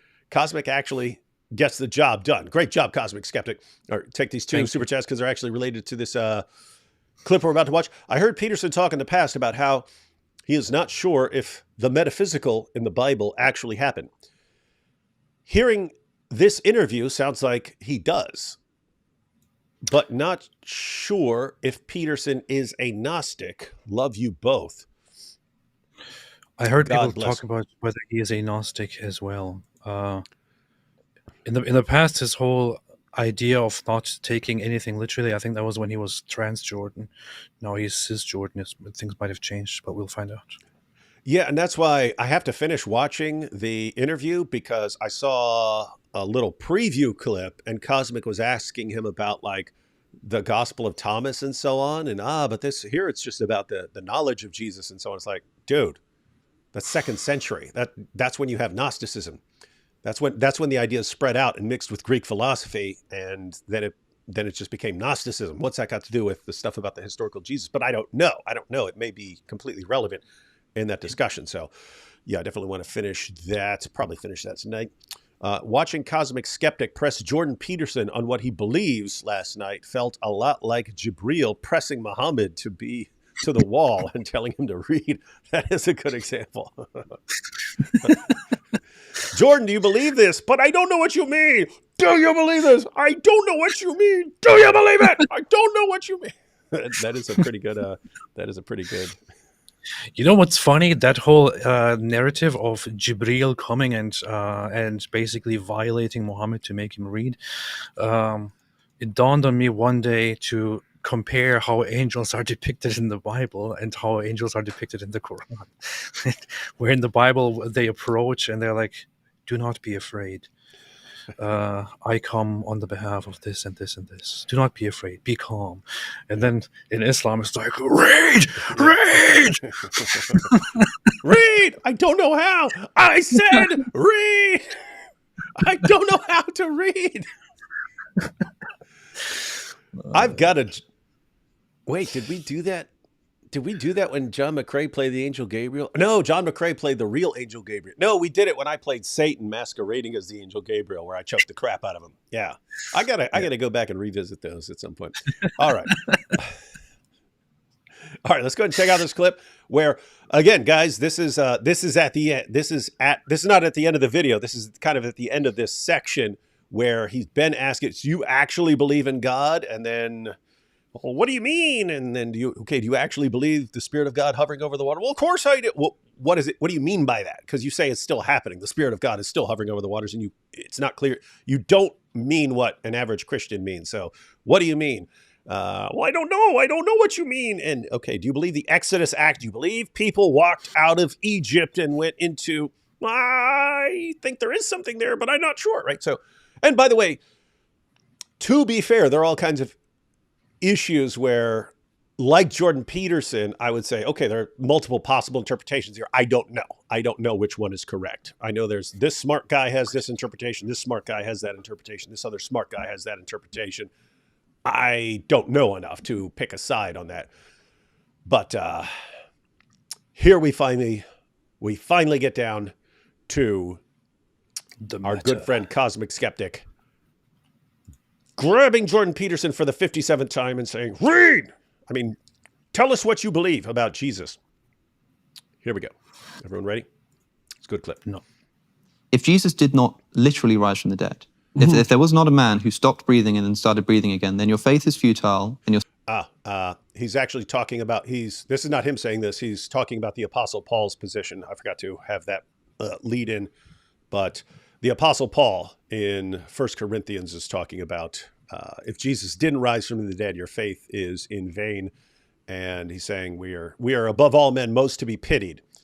And you might wonder, well, just if it's not true, it doesn't really matter. Why would you say you're most to be pitied? Well, that was in a time of persecution. So in other words, if we're going around being persecuted and I'm going around getting lashed and shipwrecked and all this other stuff, and it's not true,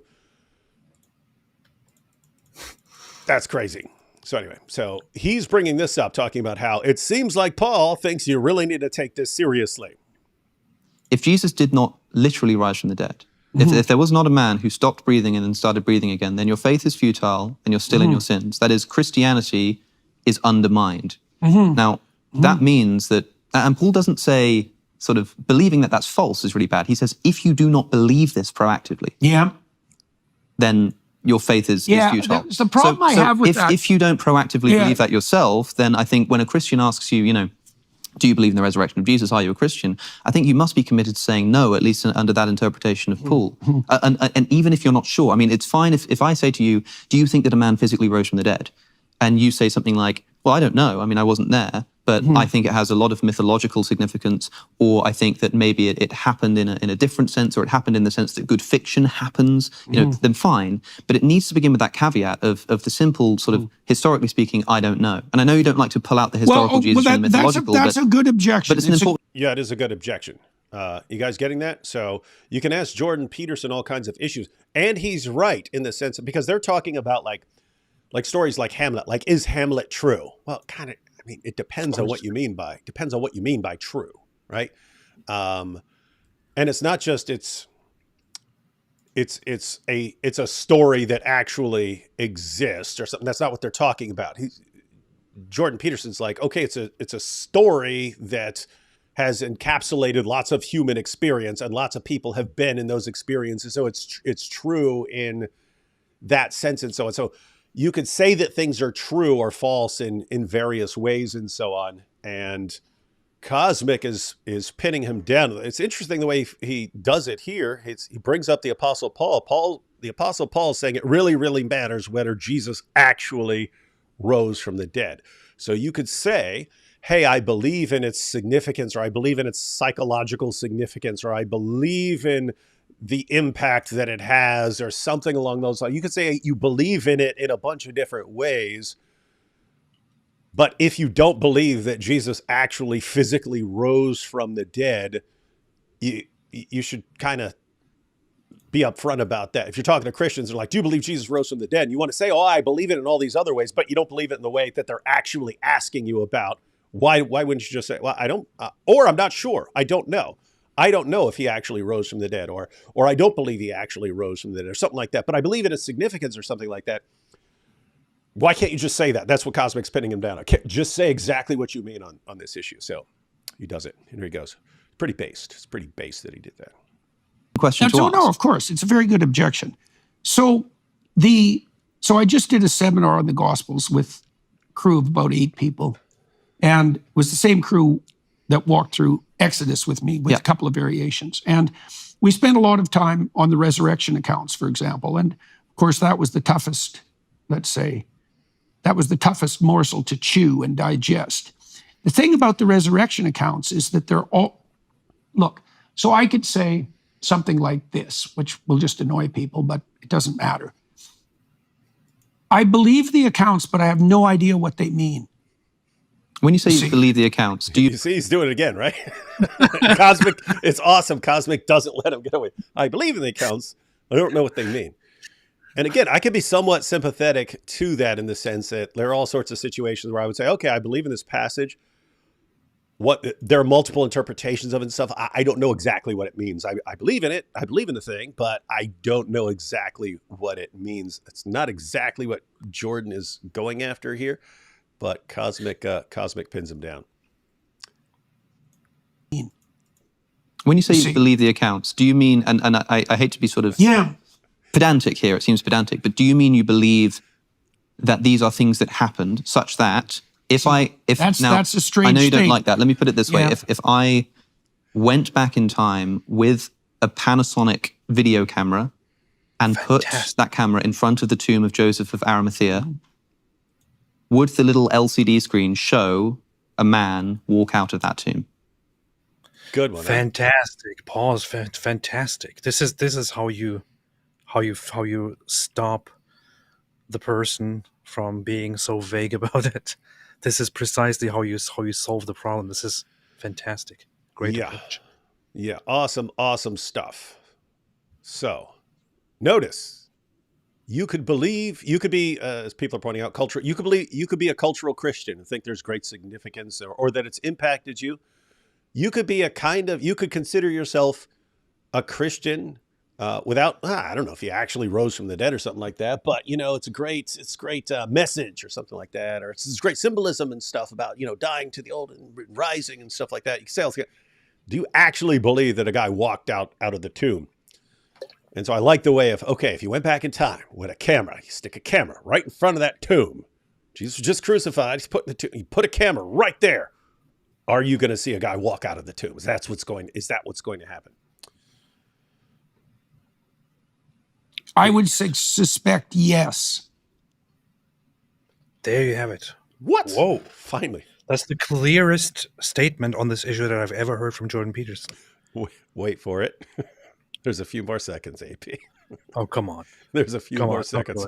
it. Watch Don't him. do I didn't ruin it. He ruined it. I guess you could say I ruined it by keeping what comes right after. But here we go. Watch. So that to me seems like a belief in the historical event of the resurrection, or at least of Jesus leaving the tomb, which means that when somebody says, do you believe that Jesus rose from the dead? It doesn't seem clear to me why you're not able to just say, it would seem to me yes. Because I have no idea what that means. And What? Just leave it at yes, Jordan.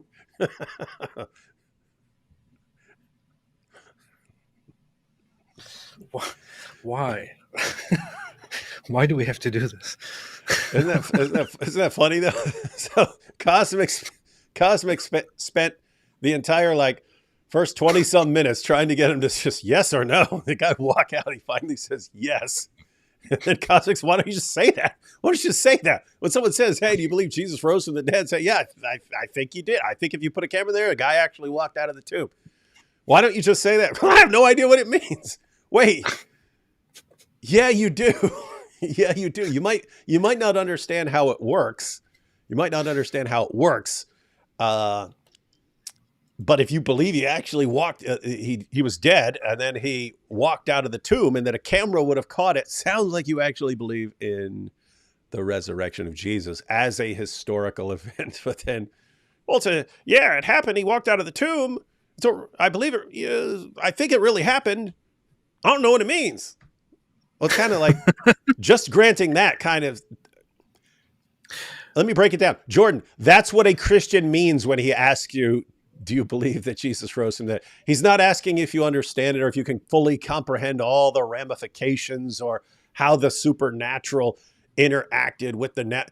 Not asking any of that. When a Christian asks you, do you believe Jesus rose from the dead? He's asking exactly what your average Christian is asking you exactly what Cosmic Skeptic just asked you. If we went back in time and put a camera there, do you believe God walked out of the tomb? That's it. That's all they mean. So if you say, I think so. what do you mean by I think so. Yeah, I do think a guy walked out of the tomb. That's it. That's it. When you could say, hey, there's all these things I don't understand or I don't know, but yeah, I think I agree with you on that. But what do you mean by death? Yeah, what do you mean? What do you mean by rose? What do you mean by from? What do you mean by What do you Panasonic? What is Panasonic? Is it And how Panasonic does the hedgehog? Panasonic Is it a relate to the hedgehog? story? Yeah. Man, now why do we have to do this? Good job, though, Cosmic. Weird from Jordan. And then the discussion goes on. They talk about other examples, and he goes into well, what about water turning into wine? What do you think? How's that work? And yeah, you could say, I don't know how something works, and I still believe it happened. I would expect him. I would almost want to sit down here and just ask him the question at this point. What do you mean by I don't know what that means? And have him explain that. Because what exactly is the obstacle here? Wouldn't that be funny if Cosmic just started doing what he's doing? He's like, well, I don't know what you mean by saying you don't know I don't know what you mean. So could you explain that? That's my question. I seriously want to ask him, okay, what do you mean by I don't know what that means? Can you explain what you mean by I don't know what that means? What is that? Yeah. So again, Jordan Peterson fans, when a Christian is asking, your average Christian who would hear Jordan talking about the Bible and saying, "Oh, I believe in the Bible," and start understanding, wait a minute, he doesn't sound like he means the same thing like my pastor means. So what's going on here? One of the main questions for a Christian would be, okay, just to get your position down. Right, one of them would be do you believe in God as a being that exists and so on? And they actually have that discussion as well. But as far as stuff on specifically Christian topics, you believe that the guy who died by crucifixion actually walked out of that tomb. Do you believe that? And it's a very simple, I think so. So maybe he's not sure. I'm not sure, but I think so. In other words, if you put a camera right in front of there and the camera was rolling, you would have seen a guy on your camera walking out of the tomb. That's all a Christian means. A Christian might have other questions, but when a Christian asks, do you actually believe in the resurrection? That's exactly what he means, Jordan. You don't need to, well, depends on all these other things. No, he means, did a guy walk out of the tomb? That's it. That's what he means. Let's back up and watch that last bit again, because hats off to everyone's been trying to figure out what Jordan means on certain things. And he clearly, and here's the, like when Candace is doing it, when Candace is being deliberately vague or, well, I don't know what genocide means, saying all these things, it's clear she's just trying to avoid saying what she thinks and so on. I don't believe Jordan Peterson is trying to avoid saying what he thinks in all of this. I think he's thinking in very different terms. He knows he's thinking differently from people, and he doesn't want to answer because he don't want people to misunderstand him because they're thinking in their own terms and not in his terms and so on. And so it's just hard to nail him down. It's hard to nail anyone down on certain issues, like with Candace. Oh, it depends on what you mean by genocide. Well, Jordan Peterson, what do you mean by believe? And so it's hard to deal with that sort of thing. You know what we mean by believe, Jordan. So I would almost say that it's an insult to compare Candace Owens there to Jordan Peterson. That's the difference. I'm saying it's a serious thing with Jordan, but other people can do the same thing. When Bill Clinton was saying, well, it depends on what your definition of is, that's obfuscation, right? That's obfuscation. What Jordan is doing, it's confusing, but he's not being deceptive with it.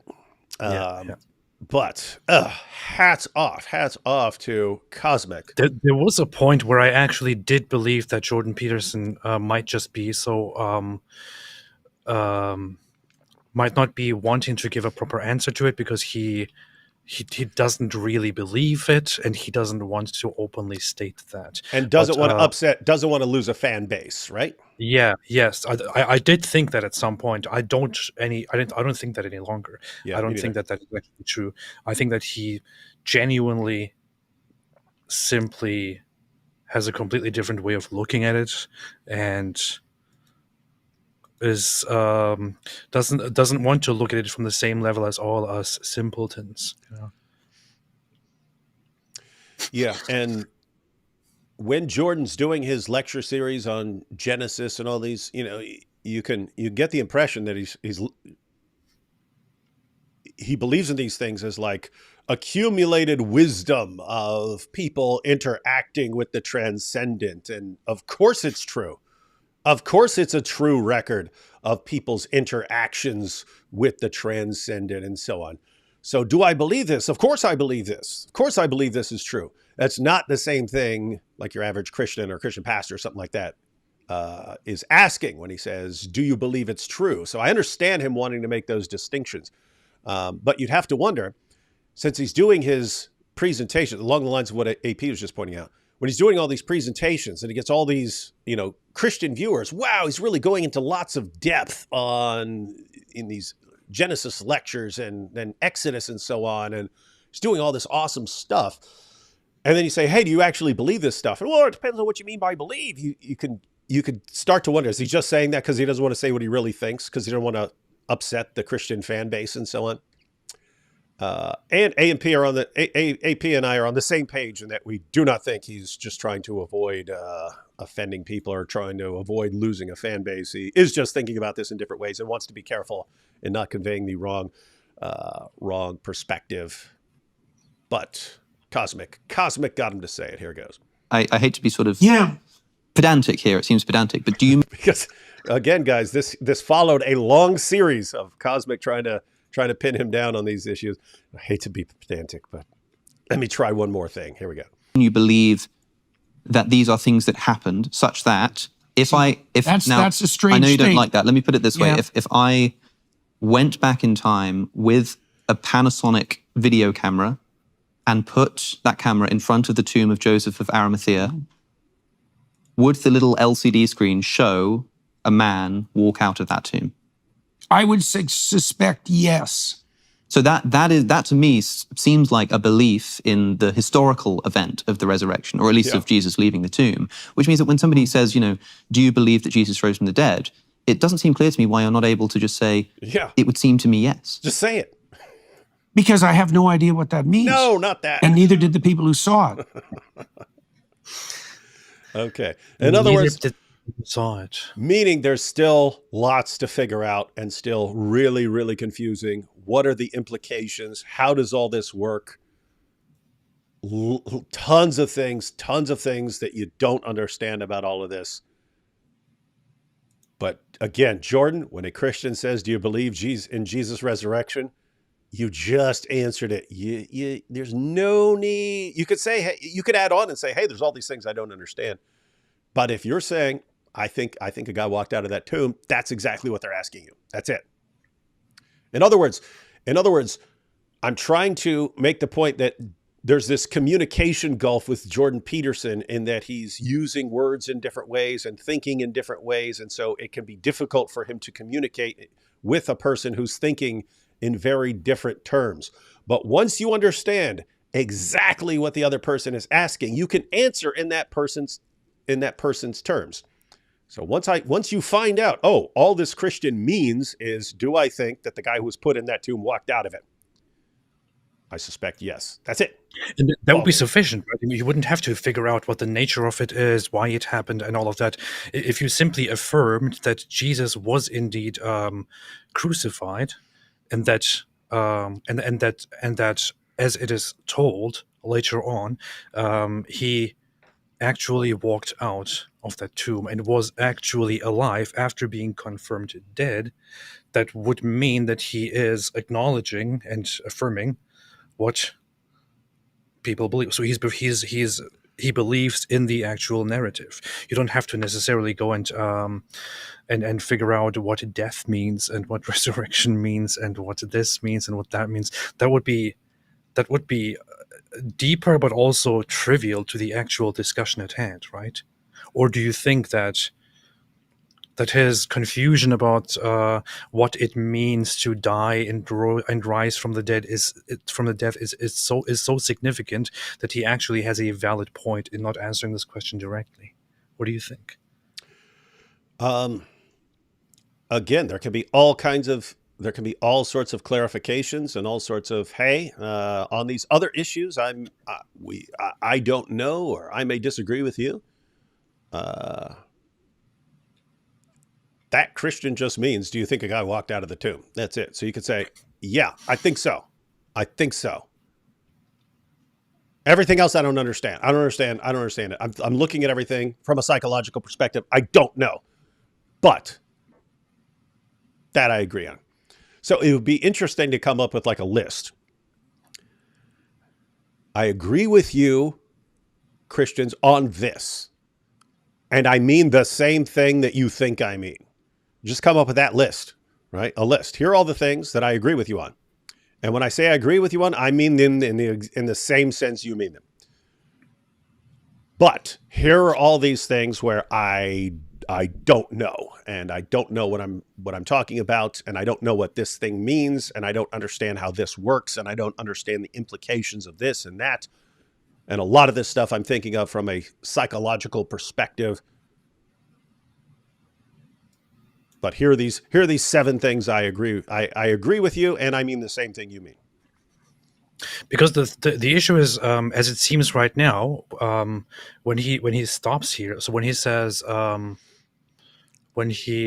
yes, I would say that you would see in such a case Jesus walk out of the tomb, but I can't answer the question with a yes because I don't know what it means. It seems like at the end of it, he is still on the fence on whether he is actually a Christian who fully believes in the narrative as it is or not. And that's kind of a problem.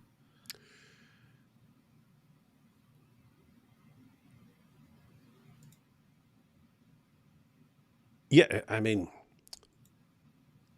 it's just so weird to say that right after, finally he said what he means. And then Cosmic's follow-up, why don't you just say that, Jordan? Why don't you just say that when someone asks you? Just say that. Because I don't know what it means.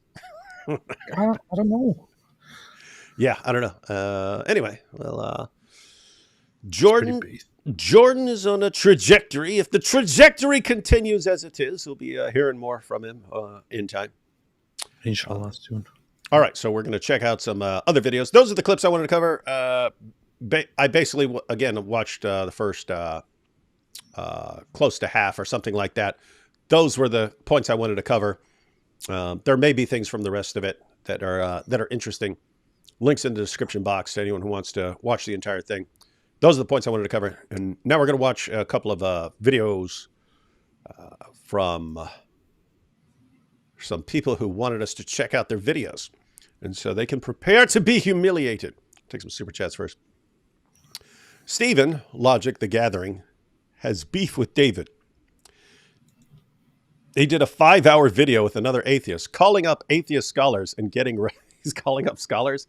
Wait, is that why people are saying Richard Carrier was involved? Did he call up Richard Carrier? and getting roused them up. Yeah, guys, there's just no... I said this when we went over the video he did in the past. I mean, if there was some point where he just like had some massive change in mentality, it was like, yeah, I was just having a really bad day and I was really ticked off about something. So I made that incredibly stupid and deceptive video, flipping those logic cards and completely misrepresenting everything you said. I'm sorry. That's not my normal stuff. Maybe I would consider, but apart from that, yeah, I rank you right up there with the Dawa guys. So not interested, even though AP still thinks you're a good dude and he loves your work and thinks everything you do is as good as gold. Just one. It does crack me up though. Oh, I'm taking down David. I point out you completely ignored everything I actually argued. And then, I got this 5.5 hour response. There's no scenario where you watch it. Well, what's the point then, man? Look, piece of advice. If you want people to take some little clip of what I said and then make a short video that I could actually watch. 5.5, my goodness. No scenario I'm watching. I would have to be really interested in a topic to watch 5.5 hours on something. Do you see David what is scared? He's running. He's running. He's humiliated. These are the atheist equivalent of the Dawa guys. No offense, because you like these guys, but okay, yeah. Well, in my mind, if we're going to say that by atheist standards, because atheist standards would be significantly better than Dawa standards. Just wanted to recommend Mike Winger's Catholicism playlist. You're about to get blocked, Solitary. Recommending. Man. All we allow is mockery of Mike Winger, not promoting him on this channel. I saw Chris at Speaker's Corner vid on... By the way, everyone's calling him Mansoor now. I saw Chris at Speaker's Corner vid on Mansoor doing cleanup from that fateful day. They got humiliated by David Garkwood Wood, Anthony Rogers, and Avery. Yeah, apparently he's saying, oh, they're trying to set me up or something like that. And I don't know if you saw it, AP, but I saw a follow-up video where he only agreed to have the discussion with Avery because he didn't know who Avery was. And so he's thinking, aha, here's a guy. When he realized Avery knows what he's talking about, he dips out. They all make fun of him.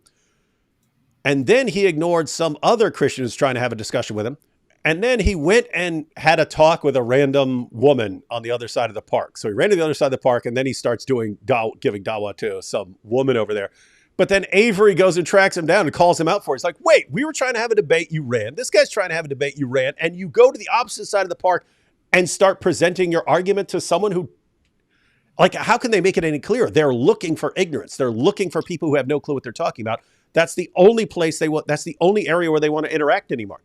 People who have no clue what we're talking about so that we can lie to them. If you seriously think you have a good case, why wouldn't you want to show it by talking to Avery and showing, actually, I have a great case here and this guy cannot refute it because my case is good. It's no, this guy knows what he's talking about. Let me get away from him and go talk to someone who doesn't know anything. Obviously, because Avery could prove him wrong. So why would he do that? Makes sense. This is guys, are we learning about Dawah? This is one of the fundamental, most important takeaways. When they were using their arguments like perfect preservation and so on, they would interact with people even like apologists and so on, who didn't have a background in that area. So they loved coming up with an argument that people hadn't studied. Once people start studying the argument and stuff, then they don't want to talk about it anymore. That's not a sign of a good argument. That's what they do. If your argument only works on people who have no idea what you're talking about, that's wow. That's what they do. What's this? Ali Dawa Zabiba. Ali Dawa ain't got no Zabiba, man. Video suggesting why I criticize Islam by Adventures of Shake It Off. So sarcastic but informative, yeah. We are actually watching a clip of that. We're about to watch a clip of that. Really? Yeah, not the whole thing. The whole thing's like 35 minutes. So we're going to watch some of it. Salam Al-Masih Dizzle. Love the content from UK. That was hilarious when you revealed the Quran shirt. Yeah, that was fun. That was one of the funnest things. That was one of the funniest things ever. Like in my mind. Like rocking a Quran shirt with checkmate jihadis on it. And then start yelling about Muhammad as Speaker's Corner. After years of guys sending me messages saying, you would never say this at Speaker's Corner because you would be humiliated and we would do this and that to you. And you see, you would never try that here. And I go out there rocking a Quran shirt, running my mouth about Muhammad for 4 hours and everyone runs. Oh my goodness. Isn't it so funny? You were right there when they could have informed everyone to just come. And you went in there. Nothing happened. Nobody came to crush you and destroy you and humiliate you. You came back, and here we are again. See? And that's an important. Things like this, I think, are important, like psychological takeaways for Muslims who really think that Islam is all strong and stuff, right? Yeah, strong. If one of these Christians showed up at Speaker's Corner, they would be humiliated. And you're guess what? You're standing there in the crowd. The Muslims are standing there in the crowd. Wait a minute, here's Avery. Yes, Mansour's here every week talking about Christianity. Yes, we will see Mansour humiliated. Mansour runs. And then the videos are everywhere. He won't talk to this guy who knows something. He won't talk to that guy. He won't debate Bob. He won't debate Chris. He won't debate the Christian regulars there. And then when Christians show up from across the ocean, won't talk to them, only looks to interact with people who know absolutely nothing. And that happened over and over again. Avery's walking up to Dawa tables. Hey, you're saying you're inviting people here for discussion. Okay, let's have. No, we don't want to talk to you. We don't want to talk. No. If you know anything, we don't want to talk to you. Gosh, like this is, by the way, typical Islamic attitude, Islamic Dawah attitude, where the idea is, of course, they justify it on a different level, where they say these people, they are obviously very clear on the fact that they don't believe, and they only want to argue and abuse our faith. That's why we should not talk to them. Of course, this is the way that they are telling themselves why they should avoid knowledgeable and well-known critics, but in reality it's just that they are afraid of talking to people who know what they're talking about, because it makes them uneasy, because Islam is built on very shaky, on very weak grounds, and it's not easy to defend. It's very easy to mess it up when you try to defend it in public. So talking to people who know their stuff is probably not a good idea. One, as far as the future goes, guys, imagine if a bunch of Christians, atheists, whoever, people who are familiar with the Dawah script, because there are people who are there holding it down every week. But as has been pointed out, the Muslims usually show up in much greater numbers and are able to like heckle people and drown people out and so on. Just imagine if more people showed up who can refute the Dawah script. Guys, we showed up once. We showed up with a bigger group so that they couldn't drown people out with heckling or violence or tipping over tables or trying to set people on fire and so on. We showed up in large enough numbers where their usual responses don't work, and the Dawah was completely shut down. It was paralyzed. They gave up. They instantly gave up. Well, just imagine people keep coming back. Just imagine the critics keep coming back in large numbers. You'd shut down the Dawah at Speaker's Corner. Yep. And that's a good thing. If Dawah is complete deception, as it looks like, and it looks like deep down they know it. If you know the argument you're giving, and we watched the clip by we watched the clip by Ananda where he said that one of the things that caused him to leave Islam was he saw, as he's involved with the Dawah, he'd see arguments that they see get refuted somewhere else, and then they find people who don't know any better and use the exact same arguments that they know are refuted. And he said this bothered him. It doesn't bother you. That's good. That means you still have a functioning conscience.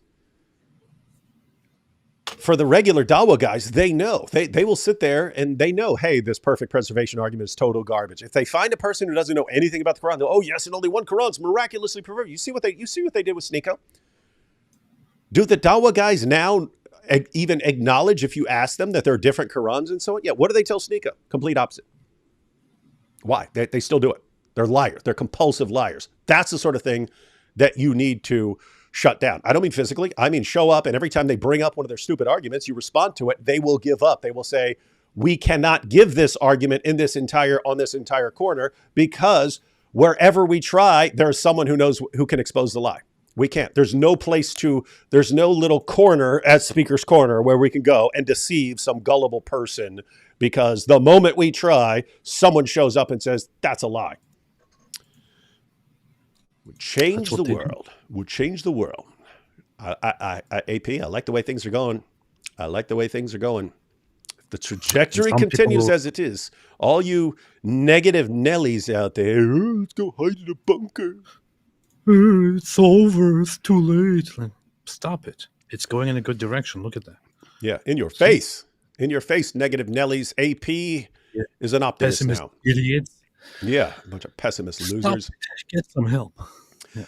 Do you think you can actually change an atheist's mind about God by debating about scientific evidence for God and vice versa? Both seem to faith-based. I would say you're not going to change every person's mind in either direction, but minds can change in light of evidence. Yes, I'm one of them who one of the things that played a role in my view changing was thinking a bit more about information and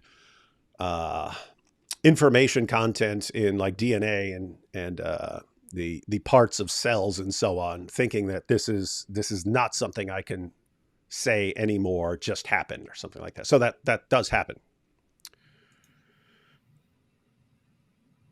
What do you think, AP? Is there a point in debating these kinds of things? David admits that it was all emotional. He converted for emotional reasons. He even said amor. He did say amor. I don't know. It's a difficult. That's amor. It's a different topic. It's a difficult topic. When the moon hits you, that's amor. I would say that there is no, from my perspective, as I see it, there is no chance to go with science, but that's just what I think. Honestly. You see, there's no chance for science without God, ladies and gentlemen. You heard it. There's no chance. You got no chance. That's exactly what I said. Yeah. Even mule-brained agnostic AP. That Shake It Off video fire. Well, now I'm starting to wonder, because I didn't watch the whole thing. I took a section of it. Because it's easier to render the video and load it into the system.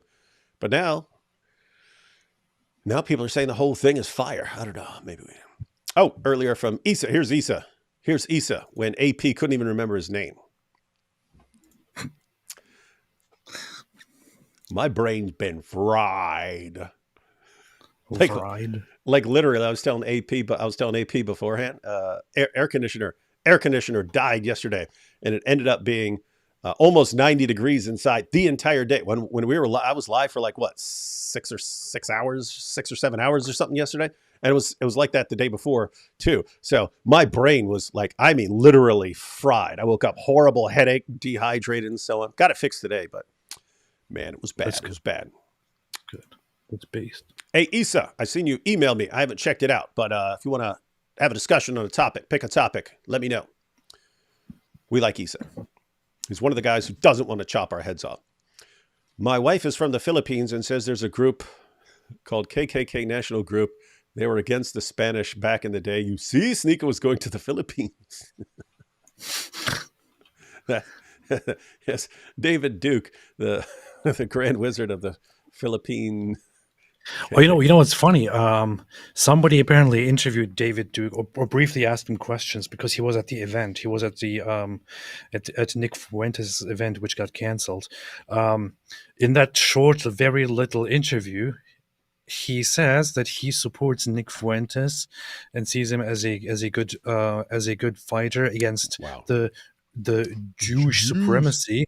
And you know what he then says? He says, and that Israel and that the Jews are also genociding us just the way they are genociding the Palestinians. He's speaking of white people. So that's quite revealing, actually. What kind of a definition he has of Wait, genocide? No the wonder he Jews are also genociding white people?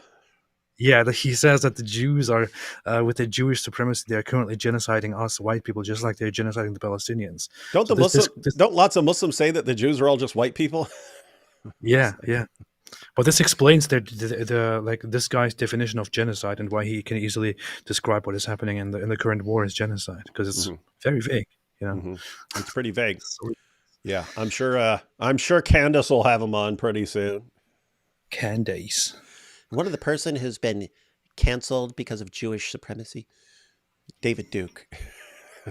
And I'm happy to unite with this former Grand Wizard of the KKK. And you might also remember that several different historical figures, people that we really can learn a lot from, have also been well known to be canceled by because of their criticism of Israel. For example, the former leader of Germany, Adolf Hitler, was simply canceled because of his criticism of Israel. Believe it or not. Yeah, it's crazy. I just found that out. Why did nobody ever tell us about this? And then he mysteriously died by, suicide after criticizing them. Come on, people. By the way, notice she's doing the same thing. She's like, and this guy, and then JFK, he mysteriously dies. She's clearly suggesting that he's killed by Jews, right? Yeah, yeah. But she says it vaguely enough to where when someone calls her out about it 6 months from now, she's on Pierce again. So you suggested that JFK was killed by what? Huh? No, because there was this tweet earlier in the day, and I was thinking about that tweet, and I said, "No, what? No, I never said that." This is slimy stuff. Slimy. Happy Father's Day to Allah. Oh, and happy 100th birthday to the Quran next month. That will be action-packed. Happy Father's Day. Father's Day to Allah. Such a great father. Andrew Tate voice. This reminds me of something the great apostate prophet once said. Cursed are the Turks. Oh, man. It's 72 Virginians. Jenna is a West Virginia trailer park with 72 D Woods or Daily Wires. I'm not sure. It's the Daily Wire, probably. Jenna is a West Virginia trailer park. I like that. Triracial Sniko's Hungarian ancestors stopped the Ottomans only of him to become a Muslim because he can't understand the Trinity. Also, yeah, the IDF trebuchet, that was cool. Hungarian? Is he? Sneak? I don't know what he is. All I know is that he has Hispanic and black parents or something. I don't know. Jordan Peterson looks like Sheogorath from Elder Scrolls. Is that a video game or a movie? Is that a video game? Video game, Elder Scrolls. Okay, yeah. Sounds like some nerd stuff. D Wood, if you want Orthodox chants, Bedna Pesma Serbian Orthodox chant and Father Seraphim Bit Carib Psalm 50. Just don't ask me to spell any of that. I'm going to screenshot it. I will check it out.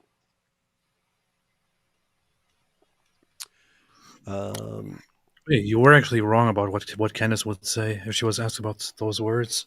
What she would say is, well, it happened at a time where, which was about half a year after I was pregnant, which, as everyone knows, is a very traumatic experience.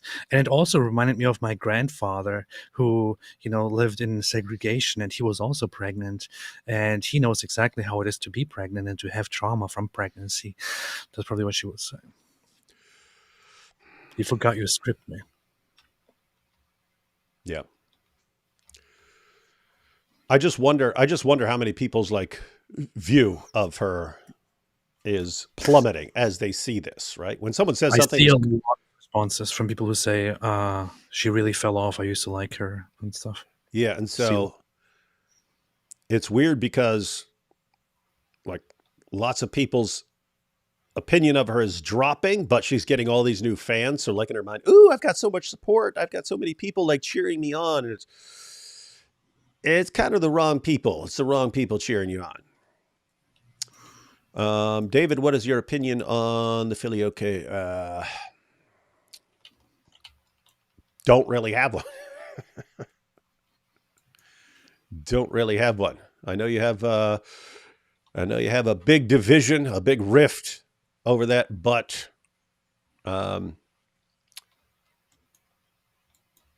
yeah, I mean, if you're talking about like, oh, put this in the creed or something like that, I don't know. It's just not something. It's not something I would. It's not something I would have divided up the church over. Let me put it that way. But it is interesting. They took theology pretty darn seriously. Oh, they did. Hey, we will split over that. AP, do you know what this is about? If you actually look it up, like you would go, they divided over that. Not saying something about saying, the sonhood, but what is it about? I don't know. That's yeah, it's the creed about whether, isn't that like whether the Spirit proceeds from the Father and the Son, and then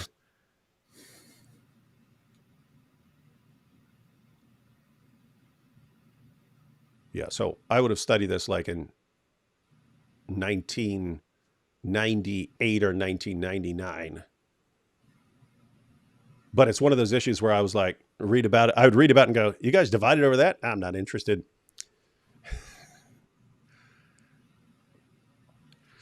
That seems quite an interesting topic with a lot of depth. Yeah, and what's crazy is they're probably going, what? You don't think that's important? Of course we had to divide over that. How dare you dismiss this? And I'd be like, guys, you all believe in the Trinity. You all believe that Jesus died on the cross and rose from the dead and so on. This is Protestant thinking. Just keep it all together, man. Just keep it all together and then agree to disagree on that one point. No! That's the Protestant in you speaking. This is before the Protestants, man. It's before the Protestants. What are you talking about? Protestants are like, anything we disagree over, we'll split over. True. You guys seen The Believer, one of Ryan Gosling's earliest movies, and maybe GOAT, free at YouTube, based on a true story, apparently. The Believer? Ryan Gosling? Ryan Gosling? We know what you think. We know what you think. You think, ooh, the Grand Mufti of Jerusalem. You know me too well. I know you. JBP, Jordan B. Peterson, 6 days ago, how Hamas indoctrinated the world.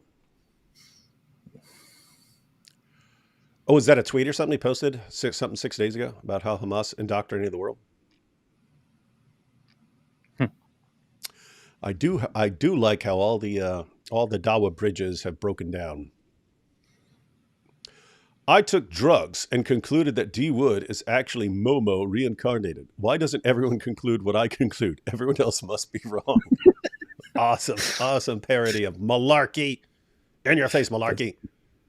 Malarkey, good. Just so you know, we make fun of people here. We don't mean much by it, unless we do. Hey, David, AP, how would you respond to someone who says Jesus is Palestinian? We'll do that, and then we'll check out a video. How would you respond? You've dealt with pretty much everyone who's saying pretty much everything is Palestinian. Well, everyone is Palestinian. That's a fact, of course. In fact, I recently saw instructions for future generations, or for possibly us, if we are here to witness it. But if we manage to start a colony on Mars, we should also remember that Palestinians were there first, and should always take that into consideration whenever humans attempt to build something on Mars. Palestinians were there first, definitely. But that said, if we deal with whether Jesus was Palestinian, well, first off, if you went back and said to Jesus, as he is depicted in the Gospels, in the human experience, and you go to him and say, "Hey, you're a Palestinian, right?" He would probably, I don't know what he would. I don't want to put words in his mouth, but he would probably Yeah, you say better no, not. or he would probably say, "I don't know what you're talking about," because it wouldn't make any sense. Because at his time, I mean, you can even find it in the gospel. You can even find him speak about Israel. He describes the land that he is in as Israel, in every corner of Israel. That's what he says, I think, or every alley, every street of Israel, is a phrase that you find in the Gospels. Judea is the other term that was used, and Judea was also the official term used for the region in the time of Jesus by the Romans who were ruling over that part. It was officially known as the province of Judea. It was only in the 2nd century, after the Bar Kokhba revolt, which was a major revolt against the Roman Empire by a Jewish movement, that the Romans thought, okay, we've had enough of these Jews. We're sick of these Jews. We will change the name of this province. We will destroy it, reunite it with other parts, and call it all together Syria Palestina. And that happened because they wanted to get rid of the name Judea or Yehuda to sever any ties of the Jewish national identity and that land. They wanted to disconnect it and thereby suppress it. So they adopted this name Syria Palestina to refer to that region, which was based on Greek usage of referring to the coastal small region of that place as Palestina or Palestina, based on the Philistines, which are an ancient population that you can find in the Bible, who lived around 1000 BC and who then disappeared from history completely. The Greeks only referred to that place by their name because the Philistines apparently came from the west, from the Greek lands, and that's what they knew. So no, Jesus was definitely not a Palestinian, because a Palestinian was not really a thing at that time. It was only by the Greeks used to describe that region based on the Philistines, and later, after Jesus, used by the Romans to refer to that place as a region in order to suppress the Jewish ties to the region. There were no Palestinian people in that place until the early 1900s, when Great Britain took that place over from the Ottoman Empire and provisionally, officially referred to it as Mandate for Palestine, which then would be changed to something else. That's it. So if you want an insanely long answer, you could go with that one. The first thing I would respond, and I have to call bull on what you just said, AP, in the sense that you would just make fun of the claim by posting pictures like Abraham Lincoln and saying Abraham Lincoln was Palestinian. So you would mock the people are just saying, oh, so and so is a Palestinian. Daphne, the first thing I would say is, what do you mean? What do you mean by that? What do you mean by saying Jesus is a Palestinian? Tell me exactly what you mean. What would they mean by that, AP? That's the funny thing. What would they mean exactly? Yeah, I know. What would you be saying? Apart from just, oh, I saw this on Twitter, so I'm just reposting it. Like, what would you mean beyond that? What is a Palestinian? What exactly is a Palestinian when you refer to Jesus' time and him as a Palestinian? Yeah. What exactly is it? And what are the implications? And what are you trying to say? What are you trying to say for today? Yeah. What's your point? What's your point? Candace when Jesus himself described himself as a Jew and said salvation is of the Jews. Yes. Mm-hmm. And doesn't mention Palestinians. Never. And then neither does Allah in the Quran. Made a whole video about that. Yeah. Candace sat down with Destiny at his house. Have you seen that video? I saw that they did. I didn't watch it. Is that a long time ago? No, it was actually a few months back. She went to his house and they talked about different things, and he was pretty harsh to her, I think. How do you, It's because destiny is destiny. wait, you love Destiny. You don't like Candace. How do we not go through that?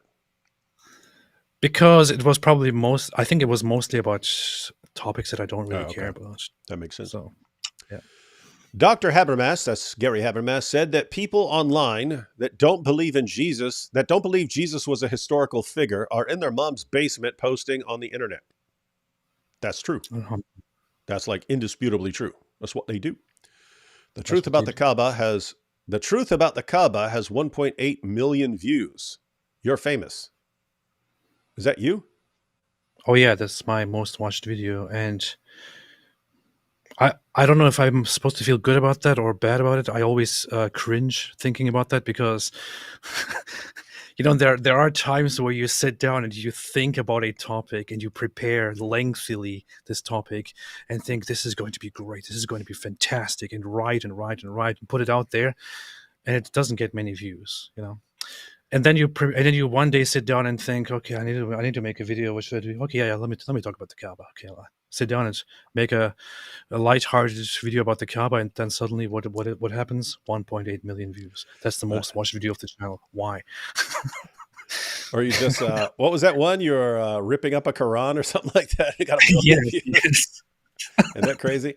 I've done that. Yeah. I've had videos, ladies and gentlemen, that I literally worked on for years. I don't mean that like that's all I was doing for years. I mean like I'd prepare part of it and then not think what the next point is. But like a year later, I'll be like, oh, I remember I was working on a video where this would work good. And then like after 4 years, I'm like, oh, I kind of have all the points I want for this video. I make a video and stuff.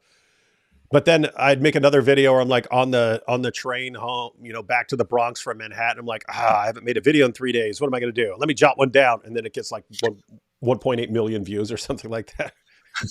It is weird, man. It is weird. Work on something for years. You work on something for 10 minutes. That's what they do. That's what they do. I wish the conversation between Peterson and Skeptic devolved into a duel. You see, these are the people who've absorbed the idea that debating is about owning your opponents and so on, humiliating them. They agree to a cage fight. Cage match. Not sure who'd win that one. All right, let's go ahead and check out some of this video. We got more super chats here, but let's go ahead and check out some of this video by Celeria. Celeria, you are fairly new to making videos. So we're going to tell you exactly what we think, even if it hurts your feelings and sends you home crying like a baby. Celeria Rosencroix. That's the person, right? Yep. Yeah. Greetings, my friends. This is Celeria Rosencroix, and I ask you to allow me to tell you a story. What? Wait a minute. Celeria is not a woman? I also thought Celeria was a woman. That's the only reason I cared about this. Yeah, we're like, ooh, a woman.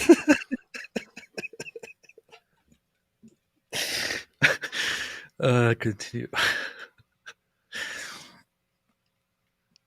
Oh, hey, yeah, I looked up, I was like, wait, Celeria sounds like a girl. And I looked up Celeria, and the first thing that popped up was Dragon Ball. It says Celeria is the granddaughter, not grandson, granddaughter of two Saiyans who survived the genocide of the Saiyans and hid during the days Frieza ruled. She later lost her family when they are ambushed by a group of pirates. She ended up going to Earth, and there she met another younger Saiyan known as Gohan. How do you explain yourself, Celeria? I don't remember that. What? Interesting. Celeria. Oh, I saw. I'm looking at the chat. Celeria posted the laughing with tears emoji. So apparently it is to throw everyone off. Imagine the confusion. Someone's like, ooh, Celeria Rosencroix sounds like a hot babe. I'm going to click on this video. Hello, I'm here to blast away at Islam. Ah! It's like bait and switch. That's some bait and switch stuff right there. All right. So our first impression.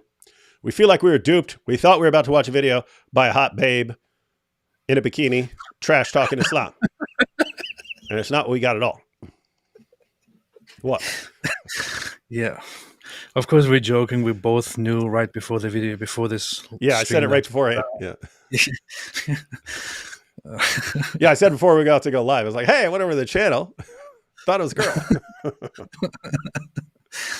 Here we go. This time we shall be exploring from the outside inward how Islam's message crushes the soul, turning it towards hate and fear. Firstly, we shall see how Islam instructs one to think and act towards those outside of the faith. In Surah 98:6, the Quran maintains, "Verily those who disbelieve in the religion of Islam, the Quran, and the Prophet Muhammad, from amongst the people of the book and the idolaters will abide in the fires of hell. They are the worst of creatures." Now, this might not seem instructive. After all, it is not a command to treat them any differently. However, elsewhere in What? Celeria sounds like an English-speaking version of Farid Response. Oh, it's like the dramatic talking. Yeah. So Farid is like, Farid doesn't just say, so David. He'll go, so David. David. Celeria sounds like that kind of. Yeah. Surah Little issue, because again, you're new. If someone is watching this on a desktop or on a laptop, they'd be able to read this passage you're putting up. So one of the things that became an issue over time on YouTube is that more and more people were looking at their phones. I think I remember there was a time several years ago when it suddenly passed from, it became like most people watching on a device other than a computer or laptop. But for people watching on their phones, this looks like it is probably too small. This may be too small. So the solution there would be to crop it or zoom in a little more on it, stuff like that. So people are looking. Now you quote it. So it's not, I mean, people can hear exactly what you're saying and they've got it on the screen so they understand that it's there. But if someone actually did want to read along and stuff, this looks like it might be too small if someone's watching your video on a phone. 48:29. The Quran says, "Muhammad is the messenger of Allah, and those with him are ruthless or firm with the disbelievers. Allah makes the believers a source of dismay for them." Oh, hey, hang on. Wait. People are saying AI. This sounds like, hey, Celeria. No. What? That sounds like a real voice to me, doesn't it? Yeah. Doesn't sound like a. Hey. It sounds like a real voice. I must say it's. I'll be very blunt and honest about it. Just like before, when you asked my opinion and I completely humiliated our guest. Just. You always do that. The presentation, the way of speaking and presenting this, doesn't make it very watchable. So that's something that would need to be changed. Yeah. So, and we can actually zero in on, and this is, let me put it this way. I've talked before about Mr. Beast. You can watch all of Mr. Beast's first 100 videos. They are the worst things you've ever seen in your life. This is significantly better than Mr. Beast. But when you start making videos and then you ask other people to comment on them, they're gonna notice some things. So you have an accent. You have an accent that would be to your advantage. It would be to your advantage. In other words, you have the educated sounding accent. If you're being overly dramatic with it, that might be relevant at certain times. If you're just making a straightforward, informative video blasting away at Islam, I would just go with straightforward voice without the drama. In other words, it sounds more educational. Sounds more educational, and you have an educational sounding voice. That and it is more difficult. It can be pulled off, but it is more difficult if people can't see you and you just have text on the screen. Yeah. It is more difficult to pull off. You have people like Inspiring Philosophy who for years just didn't have himself on the screen and just had graphics and so on. When I started watching his videos, I thought this will never work. This will never work, because it does help if you're looking at people when you're talking to them. It makes some additional connections and so on. It makes videos, as AP was saying, more watchable. But again, it can be done. Inspiring Philosophy did pull it off. But one of the things is, if you want this to as watchable as possible and you don't want your face on there, there are all kinds of reasons people don't want their faces in their videos, so that might be entirely legitimate. Then you'd want it as readable as possible. And it's sort of like tiny on the screen, and there's all this extra stuff up there that wouldn't be needed. Yeah, it also needs to be faster. It would have to be faster. Aside from that, to get through it and to deliver the information in the best way possible. And again, these are good things. These are good things to learn early on. These are good things, which is why we're just saying them. So just right off the jump, you have a good voice for educational style videos informing people about Islam, leaning too much towards the dramatic, which is kind of taking away from just sounding like you're informing people. And then if you're not going to be on the screen, you're just going to have text or something on the screen. You want it to be as good as possible. And keep in mind, this is not. I think of it in terms of like making YouTube videos. You're looking for anything you can to basically improve your video. It's, in other words, cropping this differently so you have the text clearly visible even on a phone. It's not like that makes a night and day difference or something like that. It just helps somewhat. So what you're looking for is all these little things that can help your videos in small ways, but over time, and especially as you make more and more videos, those little changes add up to bigger and bigger changes and so on. And so yeah, and that's why we're pointing these things out. Anything you could do to improve your video, even if it's like 1, 2, 3, 5% or something like that. That stuff all adds up over time. I think of it as, when I try to explain it to people, like when I'm breaking down, like if I'm talking to a group about YouTube or something like that, I think of it in terms of like poker. That if you're a poker player, right? You're both getting dealt cards. There's elements of chance and so on in it. You could in theory be a terrible poker player and just get dealt an awesome hand and then win the hand and so on. Generally, if a person is, let's say, 10% better poker player, 10%, 20% or something like that, over the course of a bunch of hands, he's going to take all the other person's money, because he goes into every hand with an advantage. Even if it's a 5 or 10% advantage over a number of hands, that adds up and he will take all that other person's money.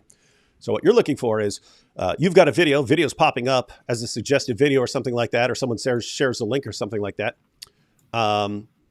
Any improvements you make give your video another advantage over something else that someone might be watching. So if you improve your video in any way, all those things help. So here we have a dedicated viewer sharing their video with us to watch it. And David is here judgmentally, first off criticizing it, and then I would rather talk about poker. I think of the stuff like poker, right? Yeah. And the reason I thought of that back in the day was getting suggested as a. You'd see your video take off. You post your video, your regular viewers watch it and stuff. And then all of a sudden, and I'm sure you've seen this a million times, AP, you have your regular viewers watch it and then it plummets down to almost nothing. And then all of a sudden it just takes off out of nowhere again and starts getting tons of views. And you find out it somehow ended up as a suggested video beside other videos and so on. But the idea is there's only a certain number of videos that end up as a suggested video on someone's screen. There's a certain number. So keep in mind, your video might be just outside the range. I don't know exactly how many it is. Let's say it's 20 videos end up as suggested videos on someone's screen. Well, if your video was number 21 in this ranking so that it didn't actually end up, well, you just massively hurt your views. So, but the difference between your video not being suggested and being suggested might be a very minor difference. It might be a very minor improvement that puts your video from not being suggested to being suggested, or it might be a very small difference that changes that takes your video from having a 3-minute average watch time to a 4-minute average watch time or something like that, which is huge for the algorithm. All these little changes make big differences. So that's why we're telling you, instead of just, oh, this person's a regular viewer, so we'll just say everything is awesome. This is what happens when you ask David for advice. He will just humiliate you and be rude. I'll embarrass you because I want to be the only YouTuber. Allah controls things. I liked it when I was the only YouTuber criticized blasting away at Islam. And so I want to humiliate every other person who starts it so I can be the only one again. Such that the disbelievers become despondent. But how is this accomplished?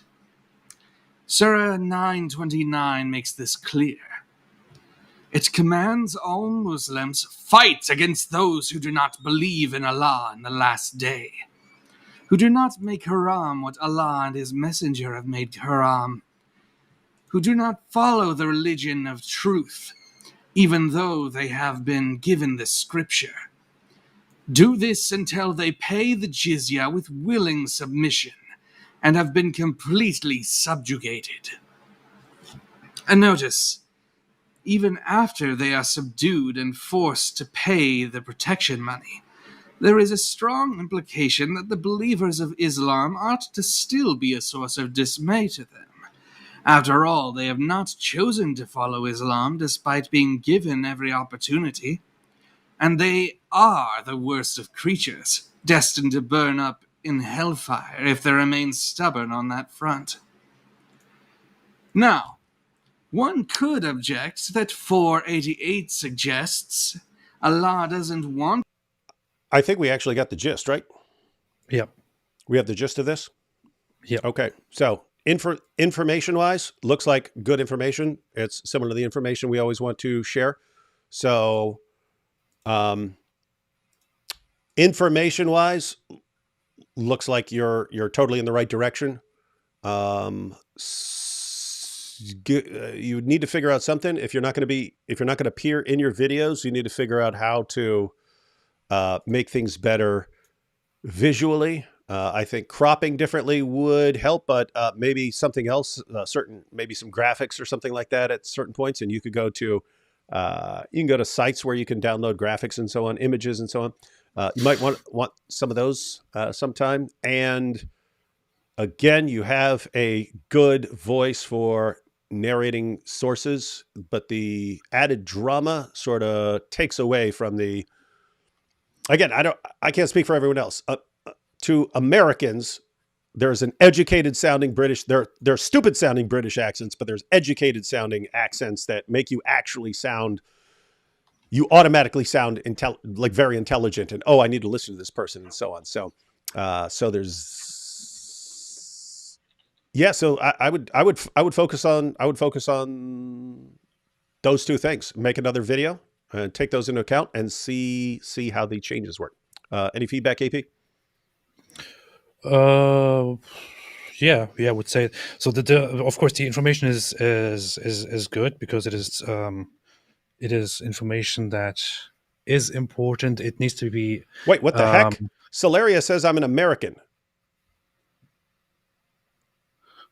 What is that accent? What is that accent, Celeria? Needs to be relayed in a better way, visually. And I would say that the speaking needs to be more engaging and more. I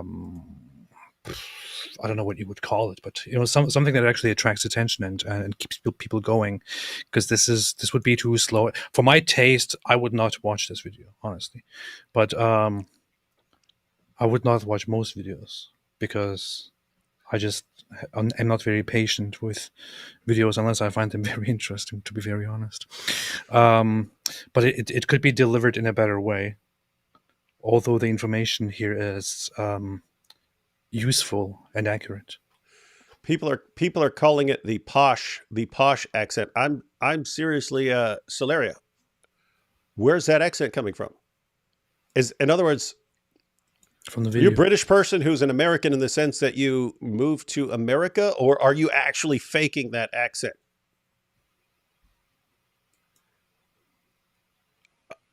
Solaria says, I have many accents. So is that a fake accent? That's just a fake voice? Because that's a pretty banging fake British accent. Let's see, just waiting for the response here. If this is an ordinary American faking the intellectual sounding British accent.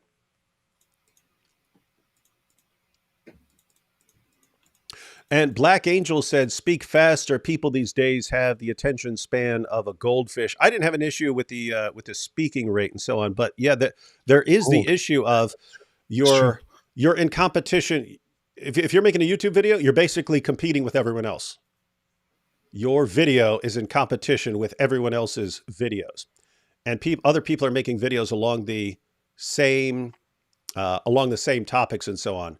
So you want to give your video every advantage you can. Solaria says, that is indeed one which I have refined over the course of many years messing around with impression. Well, that's good then. No, I like that then. That's a... But why? Huh? But why use it here? Yeah. If it makes a video sound more intellectual, that can be an advantage. With the over dramatization, I didn't think it did. But if it was just a straightforward narration, I think British accent is superior to American accent as far as trustworthiness. That's true. American accent sounds like trash. That's true. That is true. I agree with that overall. Mm-hmm. Mm-hmm. I don't think that it serves the purpose very well here in this case. I agree with Black Angel on the whole thing. It needs to be faster and delivered in a less dramatic way. Unless you want to show your face and, add flavor to it, which would make it interesting. That's the actual... I have severe ADHD. If I watch something and somebody doesn't get to the point and it becomes too long and too, I think I'm like, okay, thank you, bye. That's how I react, and I know that nowadays lots of people react that way as well. Yeah. So I mean, if you think about it, this video isn't tremendously different from lots of videos I've made over the years where I'm piling lots of sources into the videos and sort of just connecting with some thoughts and so on. But yeah, if you're just putting text on the screen, that is a disadvantage. And so the question is how you compensate for that. I'd have to think about it. If you don't want to show yourself. So I'm just thinking, I know there are like AI things and stuff like that where it can put someone on the screen. And there are, matter of fact, let's go ahead and we'll compare it, because Shake It Off, The Adventures of Shake It Off, he doesn't put himself on the screen either. But he's got some graphics up there. So you might want to think about, especially if you can do various voices and accents. If you can do various voices and accents, you might want to figure out some of the, so you've got the information. If you have good information and you're good at accents, you might want to either figure out how to do some of the graphics, or team up with someone who does, because that might be all it takes. In other words, if it's more pleasing to the eyes, which would have been if you were the hot woman we thought we were going to see, you took that away. One more change. And all of this is just to say, these are the big things we're noticing from our first viewing. This is not, let me put it this way.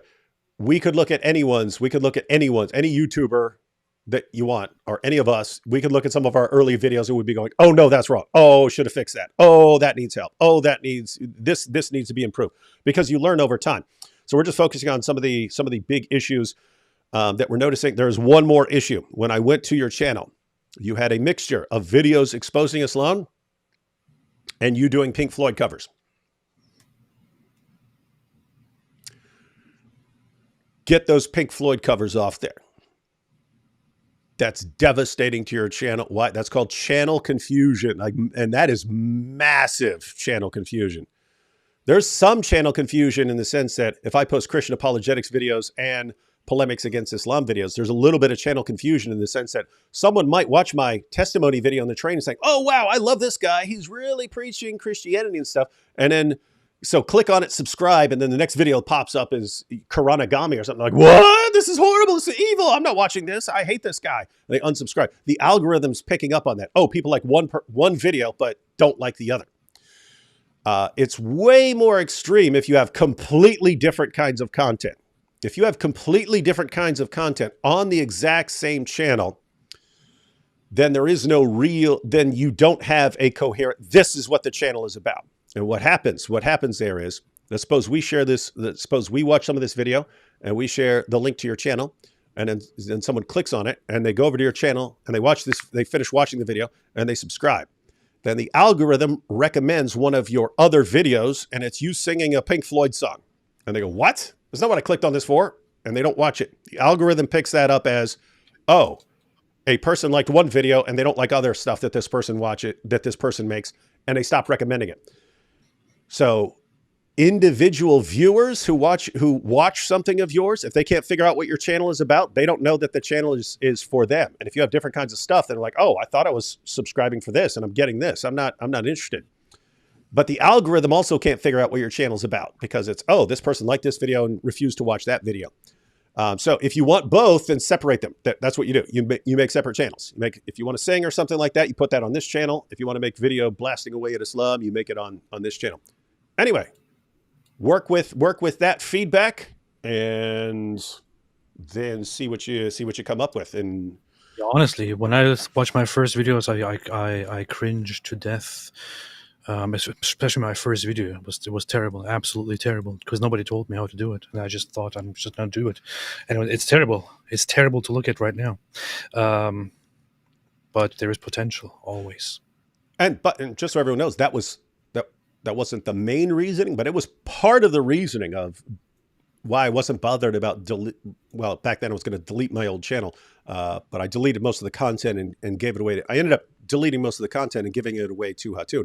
One of the reasons it didn't bother me to delete all that old content was a lot of the content isn't entirely relevant. In other words, if I was just responding to some terrorist attack back then, it might not be relevant anymore because it was a long time ago. But a lot of the videos that I liked were, oh gosh, I could make that video so much better now than I did in 2011 when I didn't know as much. So anyway, yeah, we've given you the major things to work on. Those are all doable. Those are all workable. So take that into account and make a new video and send us a link and we'll check out the update. And now to give you another example of someone who isn't on the screen. He isn't on the screen. He's presenting information, but making it very pleasing to the eyes, let's say, is Shake It Off. Shake It Off. Hi there. You may be wondering why I am creating these videos. Why would anybody set out to criticize a single religion when there are so many different religions in the world? Why pick Islam? It's a valid question, and we will get to the answer before the end of this video. Before that, though, I would like to be fair and share some of the positive impacts Islam has had on the world. Why are you laughing, AP? By the way, AP, how is this with your... setting up something funny. So. How is this with your ADHD? Because you're still just narrating. But it's good because it has a very good flow. Good flow. Okay. Yeah. Liberation of Islam is a religion that liberates women and promotes women's rights. Some even say that Muhammad was the first feminist.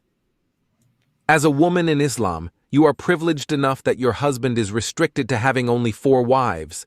Unless you were married to Muhammad, he was allowed as many wives as he liked, and sources report that he had as many as 11 at one time. Pause. Well, See, this is the thing. This just this might be. I react very positively to this because you just like people because I making fun of stuff. because I share the sense of humor. I share the I love sarcasm when I see it, and this uses sarcasm in a very nice way without dragging it, in a very quick way to deliver it and just keep punching, and in a very smooth way. I just like it. I don't know. That's another. That's a related point, Celeria, is that so AP is loving sarcasm here because AP loves sarcasm. You have other people who hate sarcasm. You have other people who can't stand it. I can't believe you're being sarcastic. It's the worst. It's the unforgivable sin.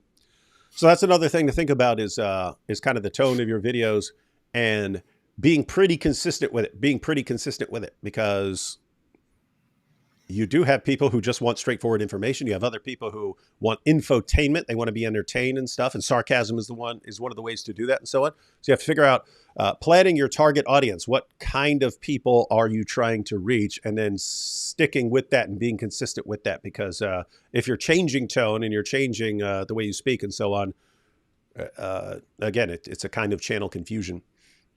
If your husband being with another woman bothers you, fear not.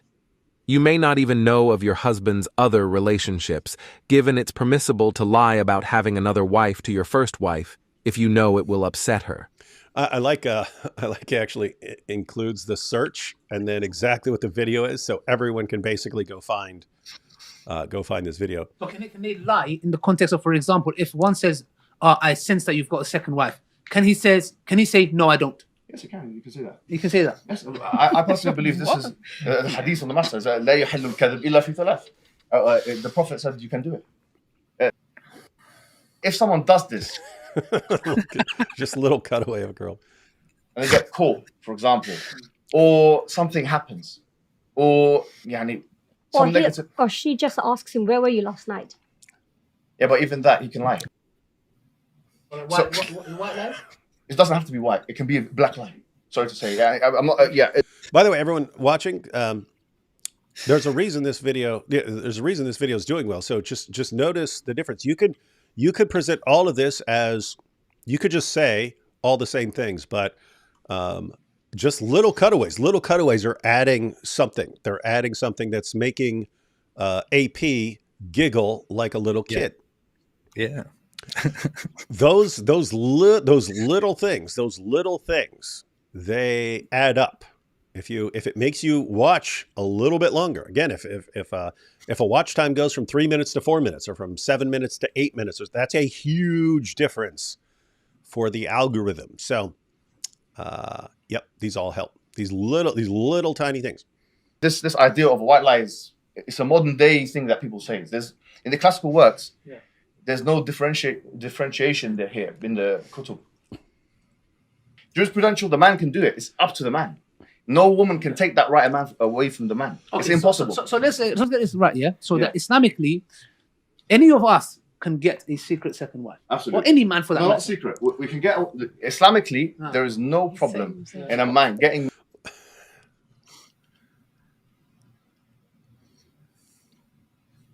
That's based. It's so messed up, though. I mean, I'm not even talking about Shake It Off's video here. I'm talking about what they're doing. These going back. I mean, this is a while back, but these 4 guys and basically manipulating these girls into agreeing that they're actually bad wives if they don't, if they're not on board with their husbands getting all these extra wives and stuff. They're the bad ones. And no one can take that right away from a man. You see, no woman has a right to take that away from a man. And why we lie to her? It's like, gosh. That's the thing. That's immediately what I see. Like the entire the sole purpose. Hey, how'd you get all staticky again? How does you do that? Very staticky. What'd you do? How about now? That's better. What'd you do? Okay, I don't know. I just changed my settings. But that's exactly what I see when I the entire purpose of this whole show here, where they set up the studio and invite the women on. The entire purpose, all I see from the beginning, is just to invite the women on and to tell them to justify all these things into their face and to basically use them in order to show why men can do whatever they want and why women should just shut up and accept it. That's all I see here. That's the purpose of the entire program. Yes. Yeah. And guys,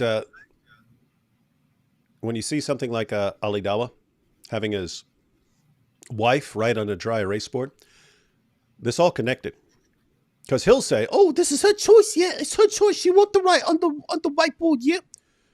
In reality, it's a status symbol for him, but it's all connected to this. This program is a program on how to manipulate women into doing things that are against their advantage and to the man's advantage, no matter what. And how do you do that? You condition them, and then you program them, and then you get them to be what you want while thinking that they're making the choices all along. It's pathetic.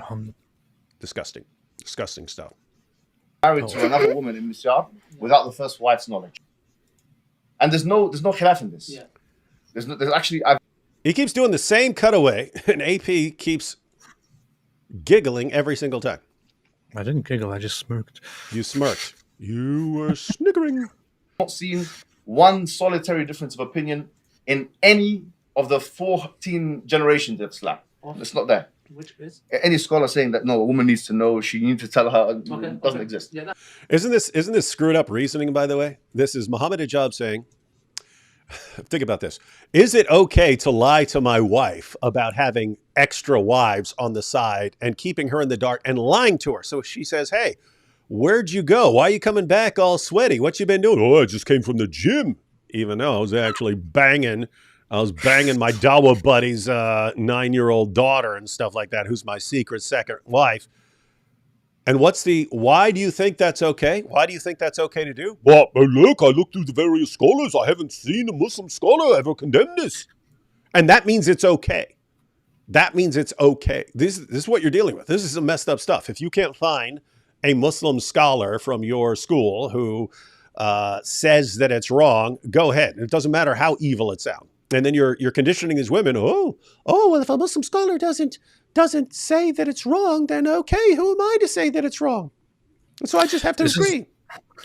This is actually this is an Islamic issue, but to be very honest and very fair, this is even more so a Salafi issue. Salafis have this big obsession of going back to the earlier generations and what the scholars who are specifically traditionalist say, and how they base their knowledge on the first generations, and they have this way of almost worshipping and venerating beyond reason their scholars and saying, well, this scholar here explained that it is okay to do this and this and this, therefore we can do this and this and this and this.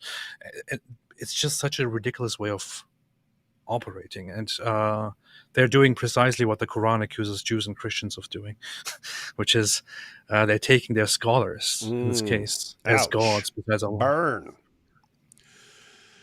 Yep, that is an issue. Valid point there. Valid point. So, yeah, don't think that all Muslims are like these guys.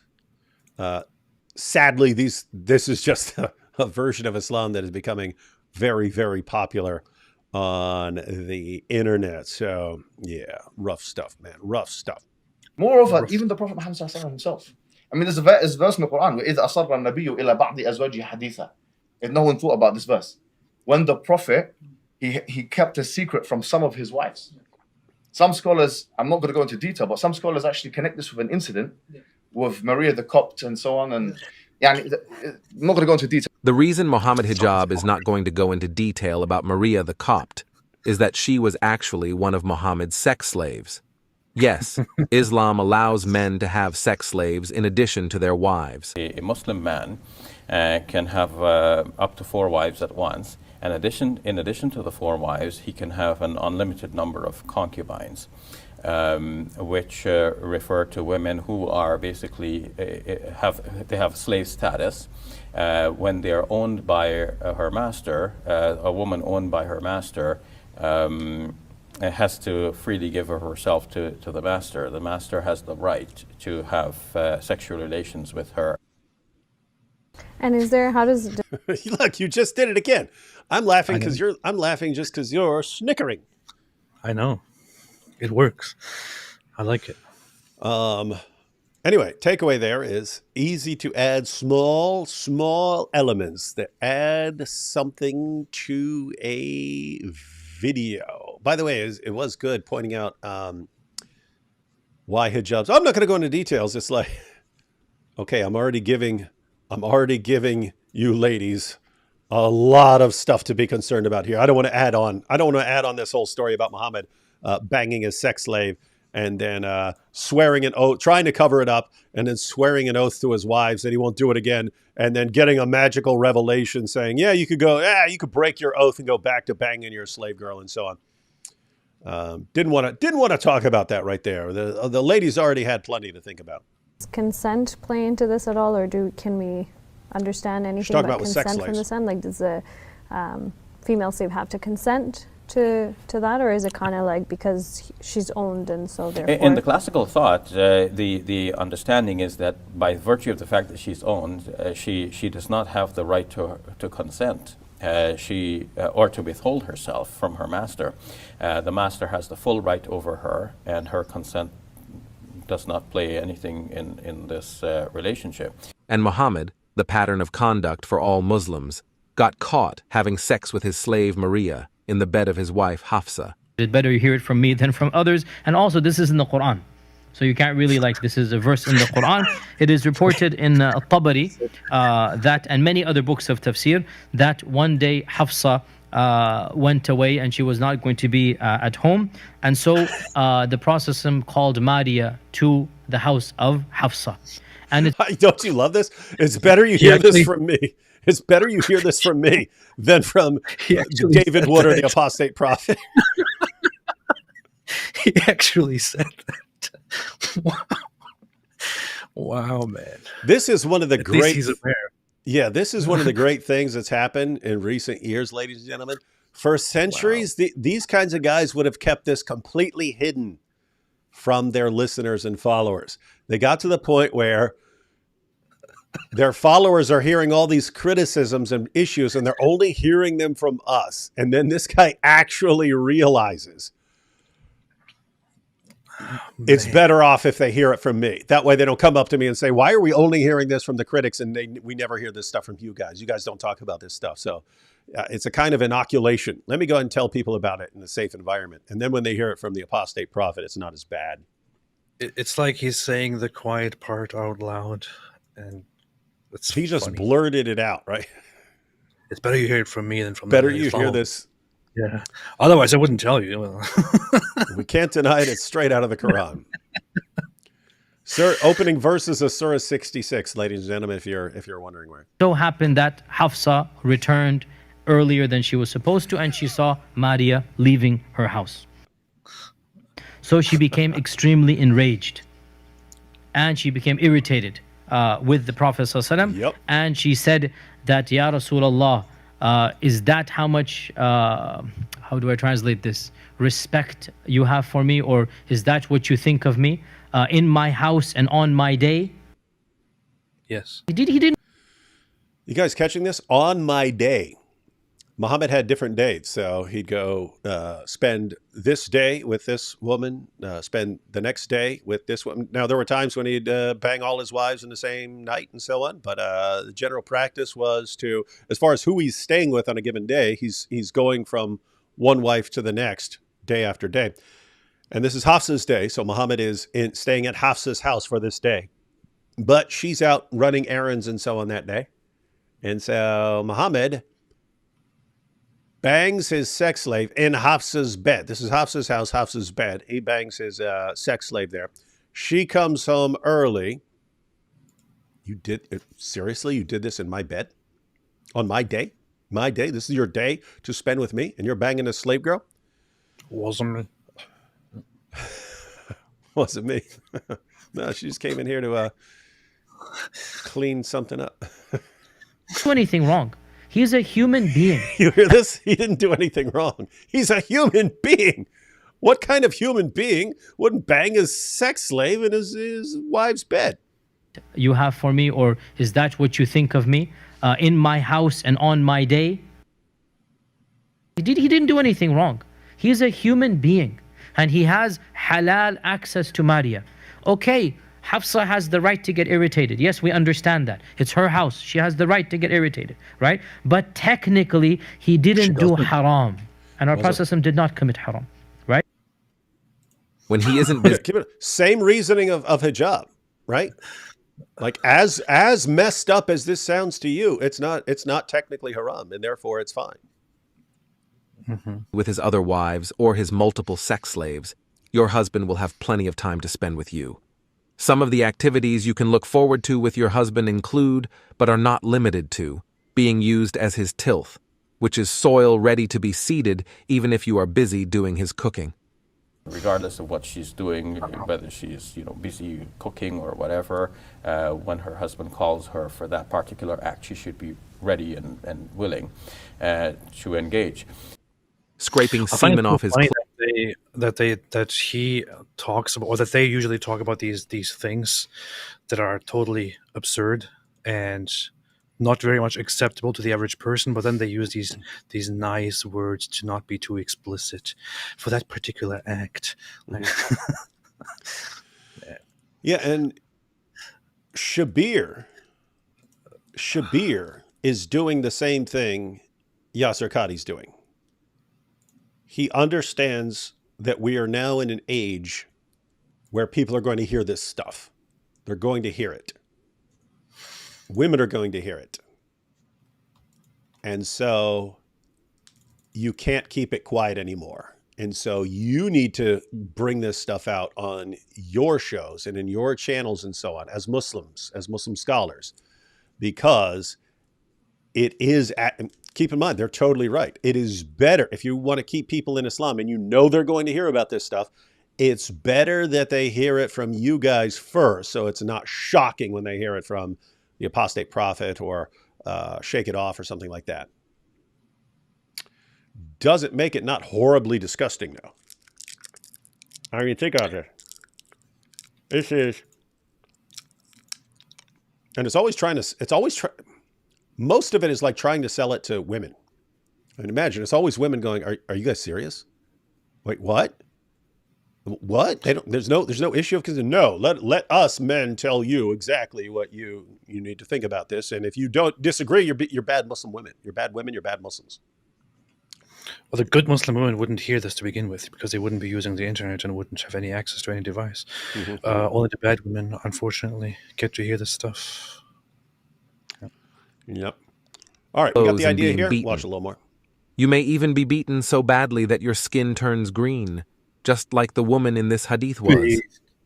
Luckily, Muhammad was there to make things right by condemning the woman for being in the wrong. Islam and human rights are in 100% agreement that women should be beaten. We only differ on who should do the beating. You say only the state can punish women. Islam says no. Power should be distributed across kinship groups. And this means that the patriarch has authority to physically discipline members of his family, including his wives, if they violate important norms and values. In countries like Afghanistan, I have to say something. It's quite obvious. Like Daniel Kikic talks about how the man is the master of the house and he can discipline his wife. We know very well that that's not how it works in his own home with his own wife.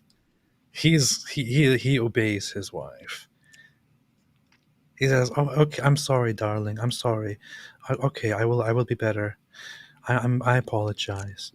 And then he goes out there and he's like, "Yeah, you might have to discipline your wife." It's quite obvious. You don't know that, AP. He might be like, "Hey, honey,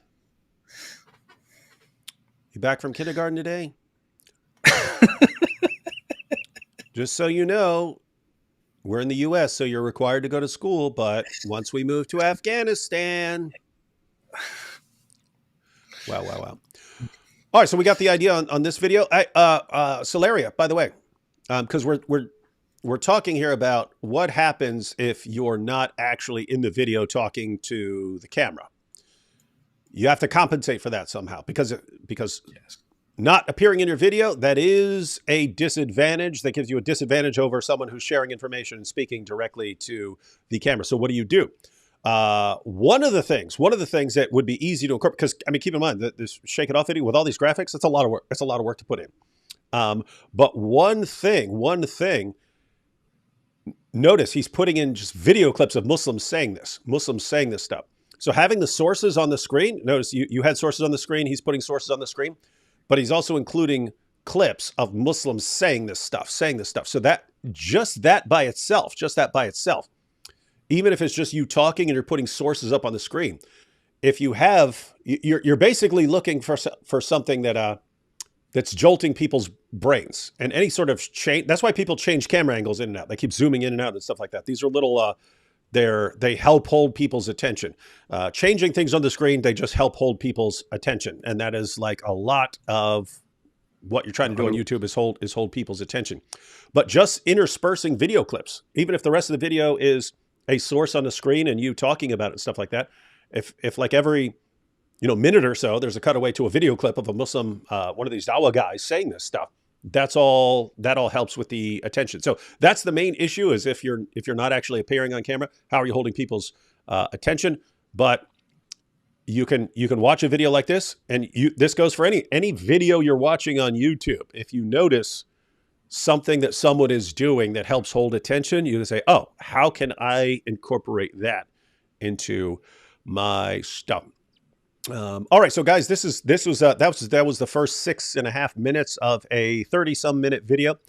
That is over on the Adventures of Shake It Off. Link is in the description box to the channel. Also, the link to Solaria's channel is in the description box. Check those channels out.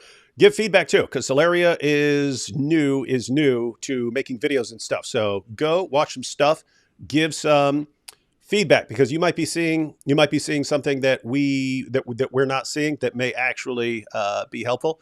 And also Shake It Off's video. If you are over there and you see something that would be a way to improve those videos in any way, do that. You can tell us too. We're not going to listen to you because we know it all.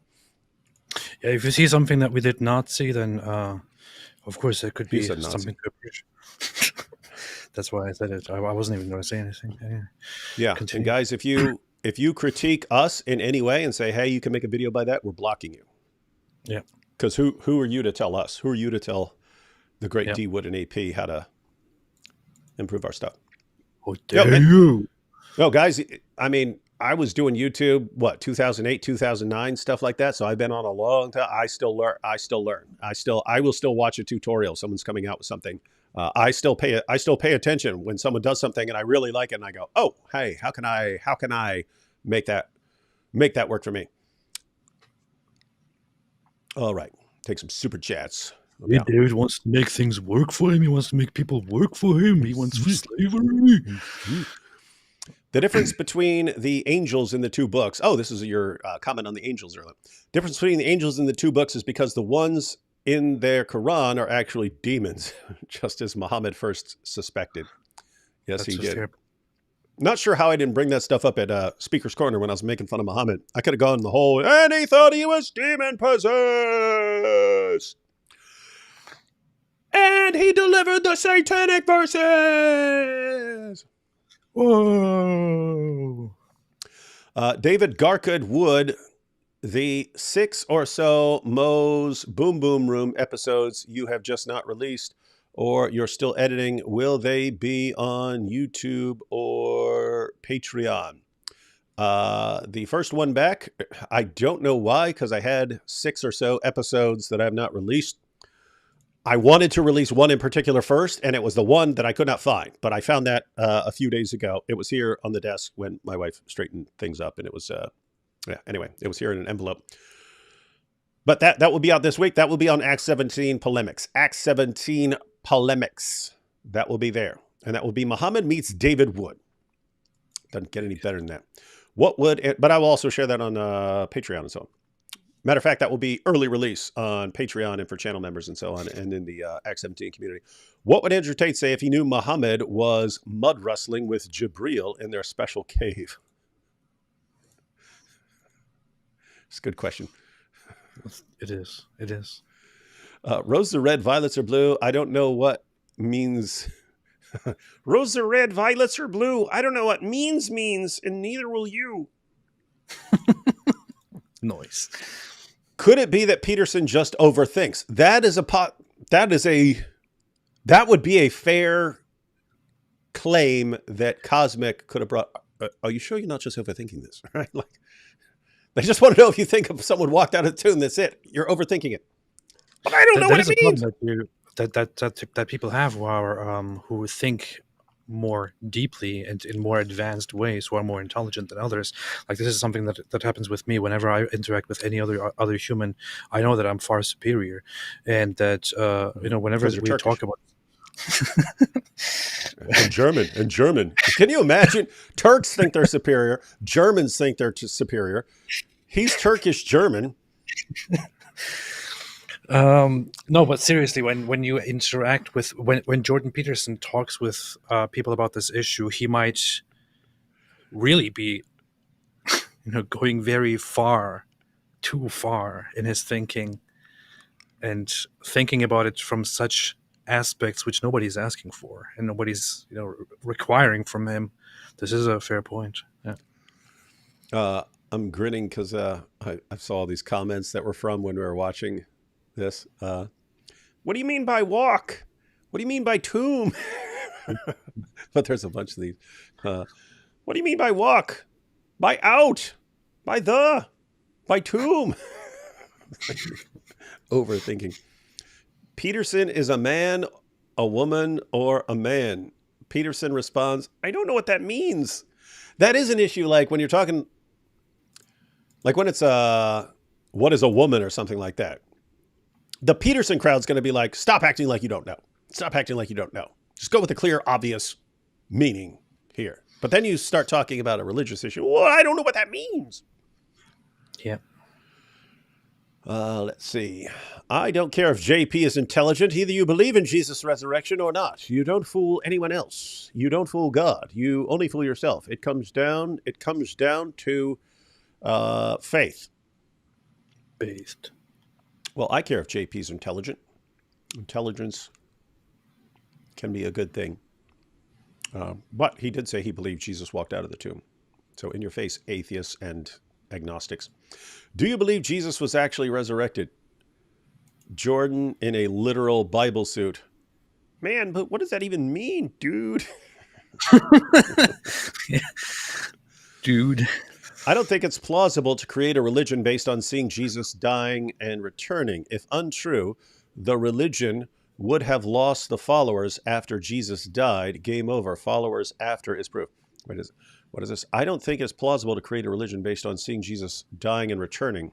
Oh, if untrue, the religion would have lost the followers after Jesus died. Game over. Followers after is proof. Yeah, so you had other people claiming to be the Messiah in the ancient world. The general rule is if your Messiah, if your guy dies, okay, you better find a new Messiah because he wasn't it. So Jesus somehow, his followers go in a completely different direction, and they're claiming they saw him. They saw him risen from the dead. And so there is something. There is definitely something about these followers being. Why, if Jesus was just another guy that died, why did things turn out so differently? Atheists have been hammering down on Christians for decades now, and we're standing. Wonder why most atheists are so afraid to go after Islam. What's up? There is this new feature. I don't know if you have seen it, which is chat summary, auto-generated, AI-generated chat summary, which summarizes the chat or what the chat is talking about. Oh, yeah? And it just gets very, very strange sometimes. Like is this right on now, YouTube? Is this a YouTube feature? Yes, on YouTube. People are seeing it right now. For example, right now for me, it is saying various viewers express different opinions on a variety of topics, including religion, sin, and the beliefs of various religious figures. Wow, totally that's helpful. Super helpful. Yeah, thank you. I would have never anticipated that for this live stream. Various, different. Okay, thanks. Wow. So Blue Mono here says, I wonder why most atheists are so afraid to go after Islam. I don't know. A fear issue could be an issue for some atheists. I think lots of atheists just their Christianity is closer to them than Islam. There's more Christianity around them than Islam, so they may go after it more in that way. I'm sure we know there are people who gladly blast away at Christians and not Muslims because they know Christians aren't going to get violent with them and so on. But that can be true of all kinds of people. I mean, there are Christians who will go after atheists because the atheists aren't going to get violent, and won't go after Muslims because the Muslims might get violent and so on. So anyway, there are lots of atheists and lots of ex-Muslims who are blasting away at Islam. So it's because they don't want to be graped. Yeah, they don't want to be graped by Smiles to Jinnah. Peter Spencer. I agree with AP. It does sound like JP is still on the fence. Oh, yes, still on the fence in the terms of he's speaking probabilistically. It's like, I think you would, if you went back with a camera, I think you would see Jesus walk out of the tomb. So yeah, he's not, oh yeah, I'm completely convinced that Jesus rose from the dead and so on. But that's just probabilistic reasoning. You look at all the evidence and say, I think it's this way. And so you could ask as a follow-up, hey, if you had to put a percentage on it, what do you think? Like 90%? Like 90% sure? Like 80%? If I had to guess, I think since he said he said something like probably or something like that, he might be like 60% or something like that, 65% thinking that someone actually walking out of that tomb is the best explanation for what ended up happening. The chat summary sounds like Jordan Peterson. You sound like Jordan Peterson. Actually, the question left wiggle room for JP to affirm a spiritual resurrection or apparition like the Gnostics did.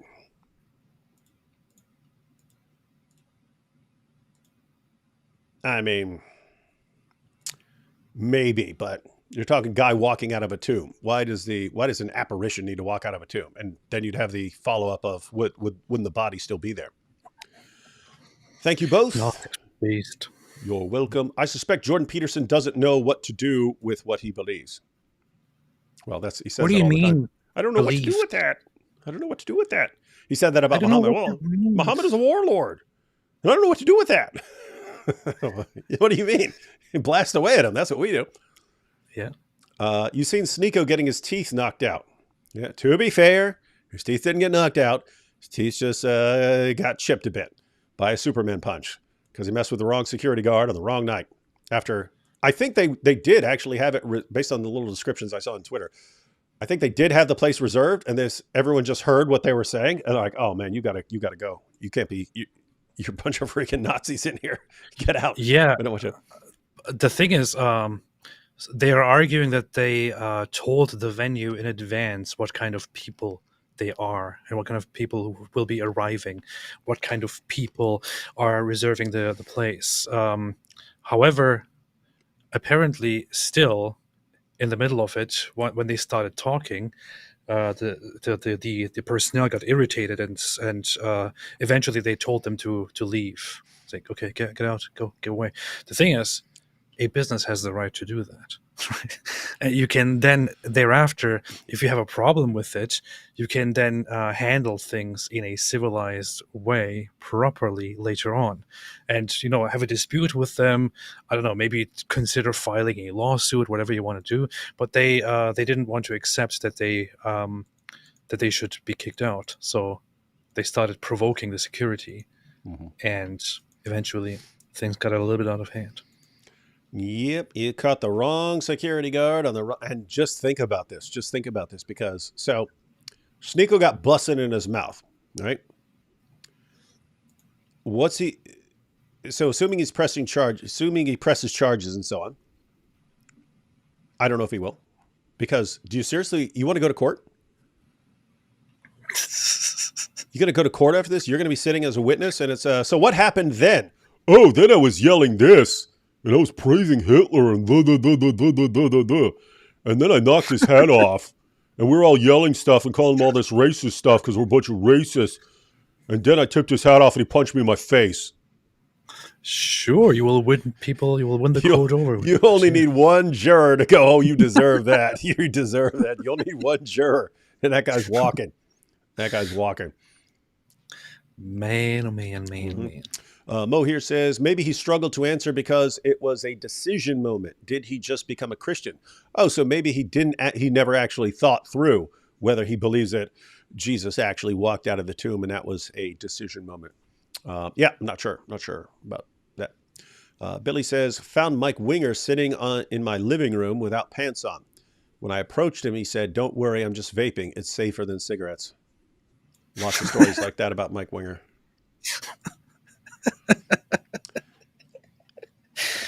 What do you mean by I have no idea what it means? What do you mean by tomb? What do you mean by time? Yeah, and that's why we point out that there's a difference between someone else doing it and Jordan Peterson doing it, where we don't think Jordan Peterson is being dishonest. But if someone else were doing this, if someone else were responding this, it would be like, oh, I can't take you seriously. When, oh, what does this word mean? What does this word mean? What does genocide mean? John Doe, here are some chants I like.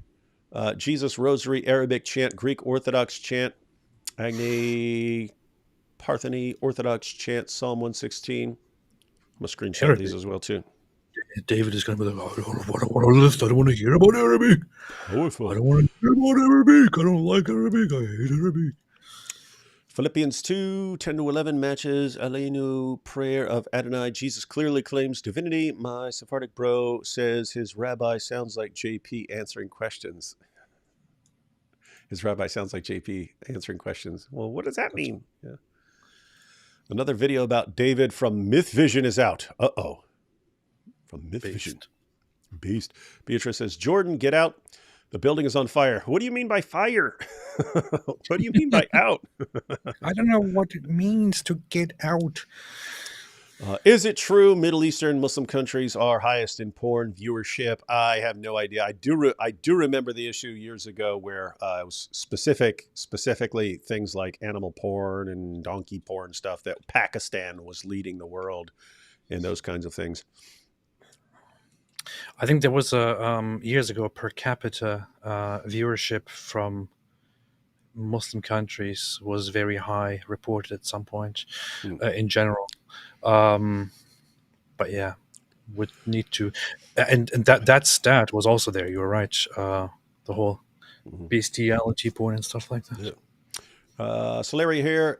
It's pronounced Sheogorath. Sheogorath. Or Sheogorath. What is? It was a word earlier. They were like, what the heck is that?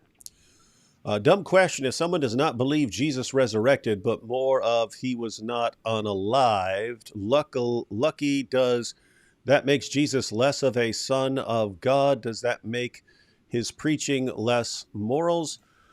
So if Jesus didn't rise from the dead, but he somehow didn't die or something like that, that wouldn't affect certain things. Like if you agree with the golden rule or something like that, then that's nothing to do with whether Jesus rose from that. In other words, you could agree completely with certain things Jesus said, even if he didn't rise from the dead.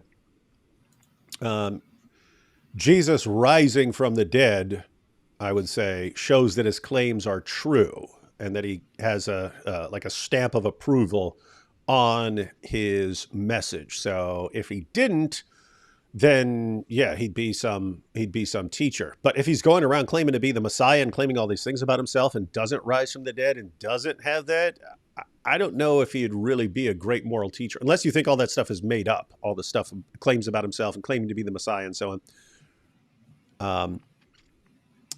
But yeah, so if you think the claims that Jesus was making, so if you think Jesus was claiming to be Son of God, and then he doesn't have that stamp of approval, I'm not sure I'd call him a great moral teacher. I'd call him like a nut job or something like that. Again, unless you think he was a good moral teacher and then a bunch of stuff was made up about him, including his resurrection or something like that. But the point is, if he didn't rise from the dead, I don't know why we wouldn't be taking him nearly as seriously as we do. You guys go over Sneeko being Superman punched? If so, sorry, I was busy, missed some of the stream on and off. You're just going to have to go through it on a live stream, maybe. Sneeko got punched? Yeah, right in his face. Superman punched. Happy Father's Day, David. What are some of your favorite gospel hymns? Tend to like the classics. At the Cross, things like that. There's a couple songs I like that are just basically like quotations of the Bible that were put to music. Just like, seek ye first the kingdom of God and his righteousness. People made entire songs just like singing verses of the Bible. Kind of like those. The end of Islam cannot come fast enough. True. Happy Father's Day to both of you. Thank you. Thank you. This is truly a great made-up holiday. Jesus was Palestinian, and he would have been against what his brothers did on 10/7 and how they abused children. Oh, okay, so this is a response. If someone said, hey, Jesus is Palestinian, said, okay, so he's Palestinian, and he would have been against what Hamas did on there. So what are you trying to say? Yeah, but Palestinian would be like calling, I can't even think of an example right now because it's so dumb. It's dumb.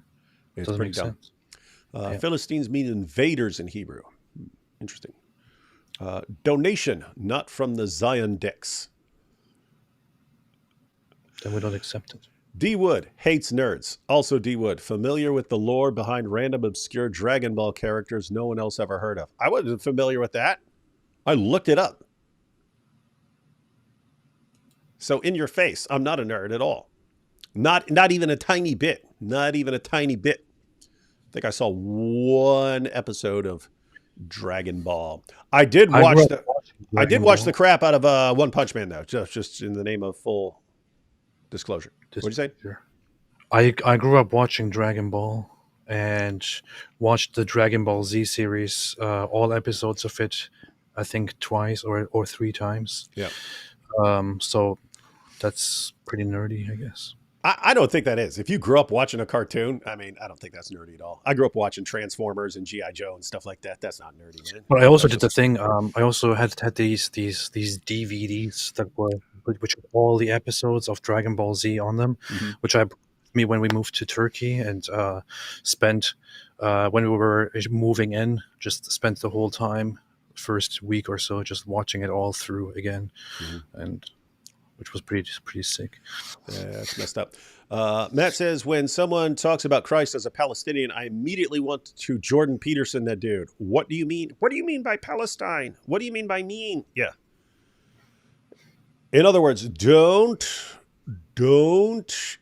instantly think that somehow they have put the burden of proof on you. If someone's making some weird sounding claim, first step, ask them to clarify their claim. Tell me what you mean by these things. You don't need to go full Jordan Peterson. Well, what is the? And you don't have to do that. But what do you mean is Palestinian? Tell me what that means. What do you mean? Sounds more like Celeria Rosenqua. What does? Yes. D. Wood, have you heard the conspiracy theory for some Protestants that the Catholic Church is behind Islam? Yes, I have. Too many Christians hate each other instead of uniting. Yeah, it's funny. I even heard that it was the Jesuits who invented Islam. You know, the Jesuits, that wasn't founded until centuries after Islam. And this is the thing. This is an example of how the conspiracy theories about different groups, they don't have to be restricted to just groups outside of Christianity or groups outside of any group. People can go with these insane, ridiculous sounding conspiracy theories for the in group as well, to point fingers, where Christians were. I mean, in Europe, Protestants and Catholics are very much mixed. We're very much mixed throughout history. they could be accusing each other and making conspiracy theories about each other. It's totally not necessary. The whole idea that the Catholic Church created Islam is nonsensical. It makes no sense at all. It is so ridiculous. It would be laughable to even sit down and analyze and respond to it. It is. It's whatever. I've also heard the Jews started Islam, and yeah, guys, when someone's saying something like that, the reason these things spread is someone who doesn't like Catholics says to another guy who doesn't like Catholics, "Hey, do you know Catholics started Islam? You don't like Islam? Catholics started it." And if it's someone who doesn't like Jews talking to someone else who doesn't like Jews, "Hey, you know Jews started it." Ask what the argument and the evidence is, and see if there's a good case. And don't accept it just because you don't like some group that's involved. See what the good case is. Never seen a good case for this stuff. There can be no good case. It's just not possible. It's almost like arguing that Alexander the Great created Catholicism. Yeah, 3 centuries before Christ in Rome.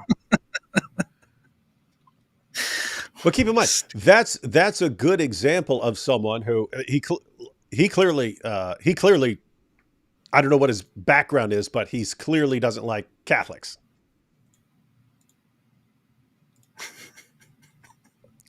Sheikh Yusuf Estes clearly doesn't like Catholics.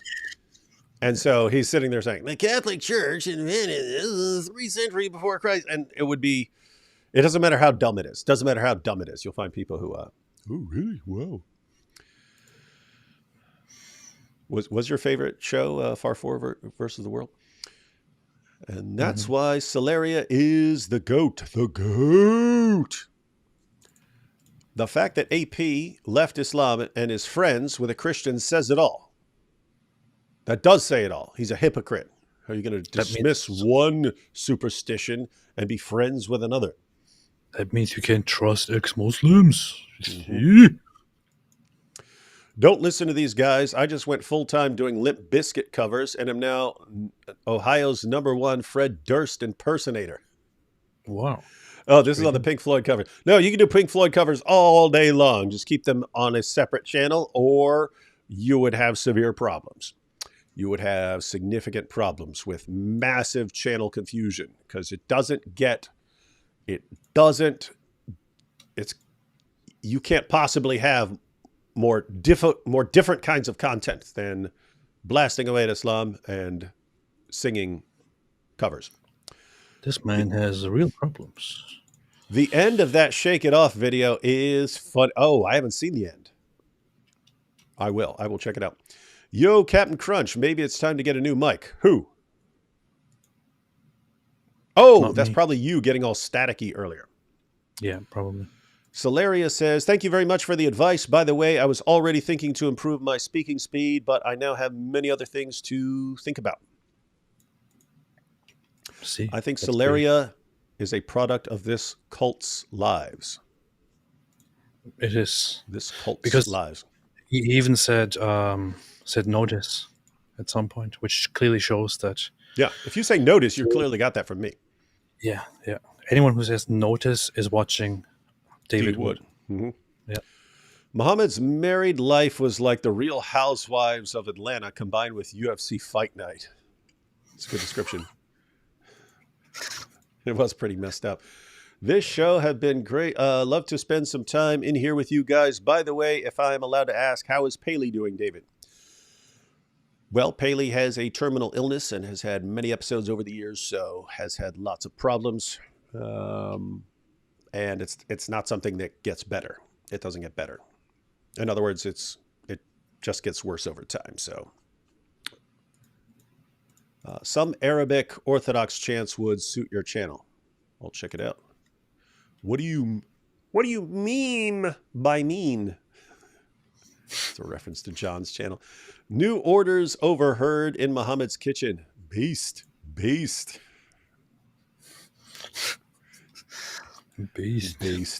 We need a cooking channel where we just go beast. Yeah. Hey, Dr. Wood, I've been watching you and other skilled polemicists, philosophers, and I think the field might be my calling. Any tips? Polemics. Talking about polemics. Yeah, so you're going to have to figure out how you want to be doing that, whether you want to make videos or if you want to be posting somewhere or speaking or writing or what. So you got to figure out how you're going to get the information out. I would say there are so many people criticizing. Let's just take Islam, because I don't know if that's exactly what you mean. But if you're talking about going after Islam, for example, there are lots of people criticizing Islam. So I would pick something and become really, really, really good at it. In other words, a particular argument. Become the go-to guy on a particular argument. Read everything. Yeah, figure out everything the Quran says and the Hadith say and the Muslim sources say on a particular topic and become really, really good at it. Because otherwise, if you're just like doing general criticism of Islam or something like that, there's a ton of that out there. If you become really, really adept at something specific, then people who are doing general stuff, you could still, there's still a reason to go to you specifically. So anyway, that's you can always ask for more info in the future, but I don't have a lot of info on what you're interested in right now. But yeah, I would say pick something you're interested in, because you don't want to get bored with it after a year or something like that. So pick something you're interested in. And yeah, I would say specialize in something. 2 more, please get Bob of Speaker's Corner on. That's a good idea. I just saw Bob, and we were at the same conference in the UK just recently. And then, but yeah, I've had Bob on live stream before, but yeah, we should get Bob back. I need to have him on too. Yeah, we should. They're doing great work over there. I have more belief in Dragon Ball Z than I do in Islam. Yeah, so if you ask me, is Dragon Ball Z true? I say, well, it's more true than Islam. They say, but Islam's a big religion. Dragon Ball Z is a TV show, but yeah. But I have more belief in it. It's more true. That's what they do. That's what they do. All right, guys. We are coming to the end of Father's Day. Oh, no. Oh, no. What? No. Another 364 days of being completely unappreciated in this world before there's finally another day dedicated to us.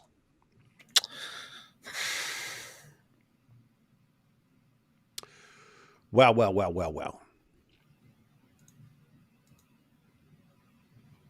That's what they do. That's what they do. All right, everyone. So again, got the links to Solari's channel and Shake It Off in the description box. Also, if you want to finish watching the discussion between Jordan Peterson and Cosmic Skeptic, pretty refreshing, where you have a discussion with people who disagree on a lot of issues, but are actually trying to clarify things and learn things from each other and so on. Pretty good discussion there. And what else? Oh, I got something to talk to you about, AP, right after we're not live. No, I'm not going to. Too bad. All right, everyone. We will catch you all later. I'm not sure what we got planned to come. I'm not sure when we'll be live next, but we definitely need to go through the Superman punch to Sneeko's face. Inshallah, soon. For some reason, I think that's going to be a very popular clip for a very long time for Sneeko fans everywhere. Inshallah. Powerful stuff. Catch y'all next time.